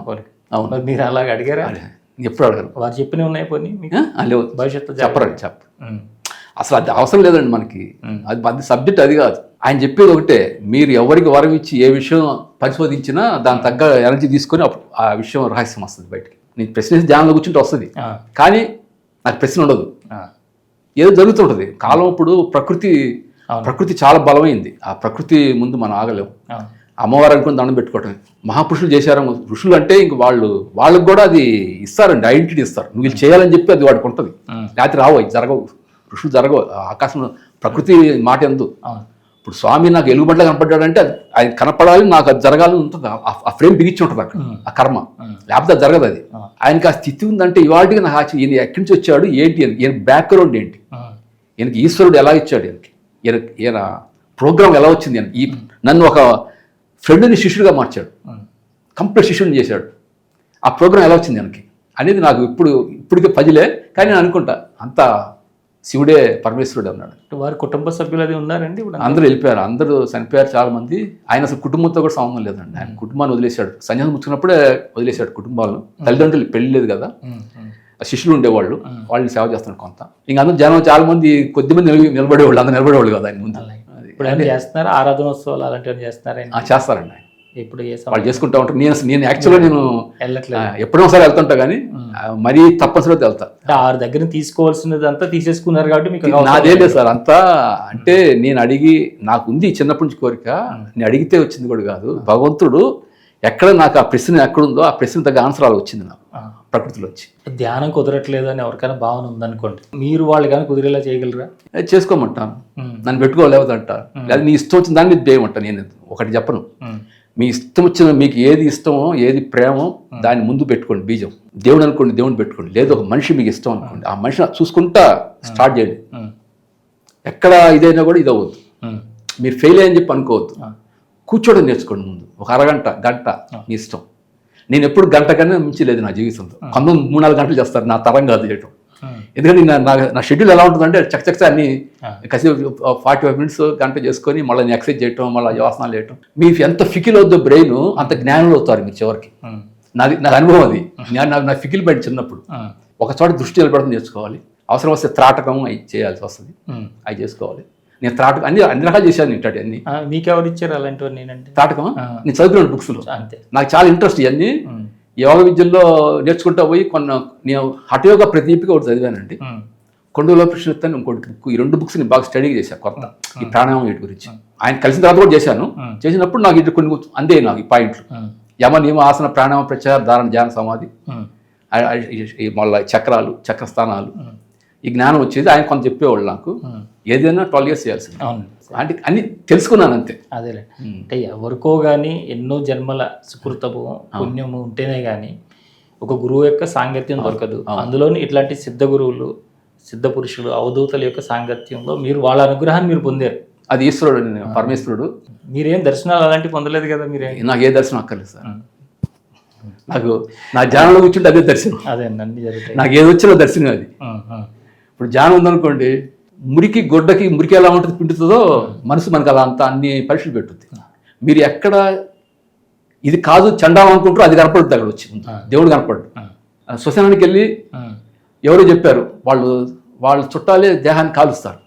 నేను మా తాతయ్య శవాన్ని కాల్చా కావాలని చెప్పి కర్రబెట్టి, ఆ శవం కాలుతుంటే చూస్తూ ఉండేవాడిని ఎంతవరకు వెళ్తుందని. చూసి మళ్ళీ ధ్యానంలో కూర్చున్నప్పుడు ఎన్ని గుర్తొస్తాయి, ఆ గుర్తుని మళ్ళీ జయించుకుంటూ వచ్చేవాడిని మైండ్. ఇంకా అలా ఒక ప్రాక్టీస్ చేసుకుంటూ వచ్చేవాడిని. అంటే ఈశ్వరుడు సర్వభూతాను, జంతువు కూడా అంతే. అందునే అప్పుడు మాంసాహారం మానేసాం. ఇంకా మనం తినటం బతకడం కోసం మాంసం తినాల్సిన అవసరం లేదు కదా. అందుకని ఆ జీవుల్లో కూడా ఇదే బిట్టు అక్కడ ఉంటుందండి. ఆ కర్మలన్నీ ఎక్కడో అనుభవిస్తాం తీసుకెళ్ళి, మనకు తెలియదు, అవన్నీ జరుగుతూ ఉంటాయి. చాలా సంతోషం అండి, చాలా మంచి విషయాలు పంచుకున్నారు. నమస్కారం.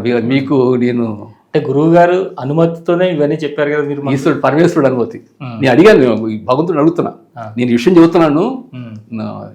అయితే ఆయన ఒంటి మీద వచ్చే విషయం ఎవరికి చెప్పేవాళ్ళు, నేను చెప్పాల. అసలు ఆయన మార్చాడు మమ్మల్ని ఇద్దరిని, మీ గురు శిష్యులని. స్వామి చెప్పిండు అలా, శివస్వరూపమే అలా వచ్చి, ఈ గురువు ఈ శిష్యుడు, వీడు చాలా ఇది, వీడు అమ్మవారి అంశతో పుట్టాడు అని చెప్పేవాడు.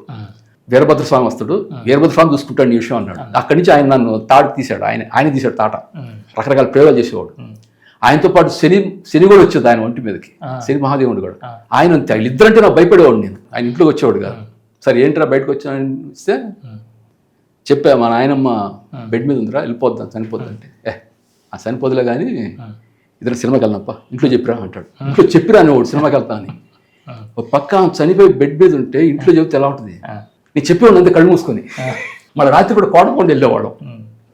ఆయన చెప్పడు అలా వద్దు, ఇంట్లోకి వెళ్ళి చెప్పి మీ అమ్మకి చెప్పిరా కోటకొండ వెళ్తాను రాత్రి. నేను తల్లిదండ్రులు కూడా అంత ఇబ్బంది పెట్టాను. ఆ కొండలు వేసినప్పుడు మా అమ్మ ఏడ్చేది. ఆ కర్మలు అందరు పిచ్చెక్కింది అనుకున్నారు. తర్వాత మామూలు అయిపోయింది అనుకుని చెబుతున్నాను. తిరుగుతుండేవాళ్ళు నిరంతరం. ఆయన ఏదో చెప్తా ఉండేవాడు. ఆయన మీడియం ఇది టైప్ అనమాట. వస్తూ ఉంటుంది ఫీడింగ్ వస్తుంటుంది బ్రెయిన్కి, ఏదో ఫీడింగ్. దీన్ని తాకొద్దు, అవసరం అవుతుంది దీన్ని తాకు, ఒకసారి తాగకూడదు, కొన్ని తాగొచ్చు, అలా చెప్తుండేవాడు ఏదో విచిత్రాన్ని. ఆయన ఒంటి మీదకి 16 లేడీస్ దేవతలు వచ్చేవాళ్ళు, అమ్మవార్లు కాదు, మామూలు దేవగణాలు లాంటి వచ్చి మాట్లాడుతుండేవాడు. ఆ మాట్లాడేటప్పుడు ఆయన అలాగే ఉండేవాడు, అంతే. ఆయన స్త్రీలాగే ఉండేవాడు. ఎక్కడ ఆ మాట రావటం కానీ, అసలు మామూలు ఉన్నప్పుడు పిచ్చోళ్ళలాగా ఉంటాడు. ఆయన ఒకసారి అమ్మవారి మీద 108 శ్లోకాలు రాశాడండి. అది సాంస్క్రిట్లో కూడా, తెలుగు లిపి సాంస్క్రిట్లో రాశాడు. ఒక అతను అనుమానం చూశాడు, శంకరాచార్య, ఆయన ఎక్కువ రాశాడు. ఎక్కడ నేను కాపీ కొట్టాడని. అస్సలు ఏం లేదన్నాడు, ఆ సౌందర్యం లేదు. ఈయన ఓన్గానే టక టక అంటే ఆ మూడు వచ్చేస్తే రాస్తాడు, లేత రాయడు. ఆయన ఇంగ్లీష్ కూడా అంతే, ఇప్పుడు ఇంగ్లీష్ మాట్లాడేవాడు. అలాగా చిత్రాలు చూపించేవాడు. నేను అనుకున్న జీవితంలో ఇంకో జన్మ ఉంటే నీ శిష్యుడిగా ఈ కర్మ నాకు వద్దు అనుకున్నా. ఈ దండం పెట్టుకున్నా, నాకు ఇంకో జన్మ ఉంటే ఈ బాధలు నాకు వద్దు, అన్ని తెలిసి చేయాలి. తెలియకుండా చేయడం కాదు, తెలిసి చేయాలి మొత్తం. ఇది చేస్తే ఏం జరుగుతుందో నాకు తెలుసు, కానీ ఆయన చెప్తాడు చేసి రావాలి. నేను ఎక్కువ అడిగితే నువ్వు తెలియదు, నేను చెప్తాను, నాకు శివుడు చెప్పాడు, తాతయ్య చెప్పాడు, నీకు నువ్వు చేసి రానేవాడు. ఇంకా నేను ఏడ్చేవాడిని వెళ్ళి ఒకసారి ఒంటరిగా ఉండి. వారు రాసిన పుస్తకాలన్నీ అందుబాటులో ఉన్నాయా? పుస్తకాలు కూడా లేవు ఉన్నాయి, ఆయన రాయటం కూడా లేదు. నేనే ఇది రాద్దాం అనుకున్న చరిత్ర అంతా, కానీ నా తరం ఆటలా కూర్చోవడం కుదరదు నాకు. నేను ఎప్పుడు తిరుగుతూ ఉంటా అటు ఇటు. మీలాంటి వాళ్ళు వ్యక్తుల ద్వారా కొంత లోకానికి అందుద్దని నా, ఇప్పటికి కూడా నాకు చివరి దశలో కూడా అడిగితే నేను చెప్పాలి నాకు విషయం. పజిల్గానే ఉంది నాకు. అసలు ఏంటి నీ స్థితి ఏంటి, ఎక్కడి నుంచి వచ్చాను అనేది కరెక్ట్ తెలియదు. నీకు మంత్రం ఎక్కడ దొరికింది, మంత్రోపదేశం. ఆయన చెప్పాడు, ఈ ధార కనుక నువ్వు వదిలితే మళ్ళీ కిందకి వెళ్ళిపోద్ది మళ్ళీ అన్నాడు. భగవంతుడు ఇచ్చిన ధార మళ్ళీ నువ్వు వదిలేమని ఎవరన్నా ఇష్టపడి వెళ్ళిపోద్ది. మీకు మంత్రోపదేశం చేశారని నేను చేసా, కానీ నేను గాయత్రి చేయొద్దు అన్నాడు. నువ్వు ఏ మంత్రం చేసుకో, గాయత్రి మాత్రం నేను చేయొద్దు. గాయత్రి చేస్తే మాత్రం మళ్ళీ నీ నుంచి అది కిందకి వెళ్ళిపోవాలి శక్తి అని చెప్పాడు. అంతవరకు. తర్వాత ఆయన ఇచ్చిందే వేద పాఠం, వేద శ్రీ సూక్తం, నారాయణ సూక్తం, పురుష సూక్తం ఆయన నోటి ద్వారా తీసుకున్నాం. ఆయన నోటి ద్వారా నాకు ఇచ్చిన తర్వాత ఇంకా నోరు ఆపేశారు, ఇంకా తర్వాత లేదు. ఈ స్వామి అందరూ కూడా వచ్చి నాకు కరెక్ట్ టైం చెప్పేవాడు. ఎవరు సరైన స్వామి అని ఇప్పుడు నేను చెప్తున్నాడు, నాకు కూడా ఏమవుతుందో తెలియదు, చెబుతున్నా ఆయన్ని. ఆ వీరభద్ర స్వామి చెప్పేవాడు. లాస్ట్లో నాకు 82లో ఒట్టి మీదకి వచ్చి చెప్పాడు, మేము ఇంకా రాము, నీ రాము, ఇంకా మా పని అయిపోయింది, ఇంక ఈడు చూసుకుంటాడు నిన్ను, తనే చూసుకుంటాడు, తనకు తెలిసి ఏం చేయాలో అని చెప్పేసి వెళ్ళిపోయాడు ఆయన. ఈ తర్వాత రాలా. కానీ అవధూతలు ఇట్లాంటి వాళ్ళు బయటపడడానికి ఒప్పుకోరు కదండి ఎక్కువ. లేదు, ఇప్పుడు మాత్రం అంటే మీకు జనం సామాన్యానికి అర్థం కాదండి, విషయం అర్థం కాని. అది బట్టలిపుతాడు, బట్టలిపి తిరుగుతున్నాడు అనుకుంటారు, కానీ అవుతుందని అర్థం కాదు. అతను అంత జ్ఞానం ఉందని తెలియదు లోపల. అంటే వజ్రాన్ని మసిగుడ్లో కట్టి పెట్టినట్టే విషయం అర్థం అవడానికి మానవ సమూహాలు ఇవన్నీ ఇష్టం ఉండదు, ఇవన్నీ వేస్ట్. ఇవన్నీ మనం ఏం చేస్తాం ఈ సమూహంతో, ఈ డబ్బులు ఏం చేసుకుంటాం. ఇప్పుడు మహాపురుషుడి కోట్లు ఏం కావాలి, కోట్లు అవసరం లేదు వాళ్ళకి, భవనాలు అక్కర్లా, ఈ మనుషులకి ఇది అక్కర్లా వాళ్ళకి. అందుకని వాళ్ళు దాదాపు మనుషుల మధ్యన ఉన్నా కూడా దూరంగా ఉన్నట్టేనే వాళ్ళు దూరం మెయింటైన్ చేసుకుంటానే ఉంటారు, జాగ్రత్త. చాలా సంతోషం సార్, చాలా మంచి విషయాలు. అంటే ఎవరికి తెలియనివి. అంటే ఎక్కడైనా సరే గురువు యొక్క తిరిగిన ప్రదేశానికి వెళ్ళినా కూడా వీళ్ళల్లో ఎంతో కొంత మార్పు జరుగుతూ ఉంటుంది. వారి కర్మ ప్రక్షాళన జరగడానికి, ఆ కర్మ యొక్క బాధ కొంత నివారణ జరగడానికి అవకాశం దొరుకుతుంటుంది. అలాంటి మహాపురుషుడిని ఈరోజు మీరు మాకు ఉంటుందండి పరిచయం చేశారు, వారి గురించి తెలియజేశారు. నిజంగా మీకు చాలా చాలా కృతజ్ఞతలు. మీకు నమస్కారం సార్, మీరు నాకు అవకాశాన్ని ఇచ్చినందుకు. సూర్యప్రకాష్ గారు అంటే వారి యొక్క మనందరం సామాన్యంగా తెలుసుకునే పేరు అలానే ఉంటుంది, కానీ వారు ఎక్కడ ఈ భూమి మీదకి ఎందుకు వచ్చారు, ఏం చేయడానికి వచ్చారో అవన్నీ కూడా మనకు తెలియకుండా రహస్యంగా చేసుకుని వెళ్ళిపోయినటువంటి ఒక గొప్ప అవధూత. అది కూడా మనం ఎప్పుడో 100 సంవత్సరాల క్రితం ఉన్నారు భూమి మీద ఇలా చెప్పుకునేవాడు కాకుండా, ఇది మన 40 సంవత్సరాల క్రితం నుంచే వారి యొక్క లీలలన్నీ ఎన్నో చూపించి వారి యొక్క జ్ఞానాన్ని, వారి యొక్క శక్తిని మన మారుతి కుమార్ గారికి అందివ్వడం జరిగింది. వారు వచ్చి వారి యొక్క గురువు గారి గురించి ఇంతవరకు ఎవరికి చెప్పకూడదు, రహస్యంగా ఉంచాలని గురువు ఆజ్ఞ ఉండి వారి యొక్క అనుమతి తీసుకుని, గురువు అనుమతి తీసుకుని ఇక నుంచి ప్రపంచానికి తెలియాలి మా గురువుగారి గురించి అని వారు ఈరోజు మనకి తెలియజేయడం జరిగింది. నిజంగా గురు పరంపరలో ఉన్నవారికే దీనిలో ఉన్నటువంటి అతి విలువైనటువంటి రహస్యాలన్నీ కూడా కనుక్కుంటారు. ఈరోజు జరిగినటువంటి సత్సంగంలో అసలు ఏం జరిగింది, దీనిలో నిగూఢంగా ఏం అర్థం దాగుంది అనేది వారికి మాత్రం తెలుస్తుంది. మీరంతా కూడా ఈ గురు పౌర్ణమికి మీరందరూ కూడా గురువుల్ని చక్కగా వారి యొక్క సాంగత్యాన్ని పొందుతున్నారు. గురువు అన్ని రూపాల్లోనూ ఉంటాడు, మనలోనూ ఉంటాడు.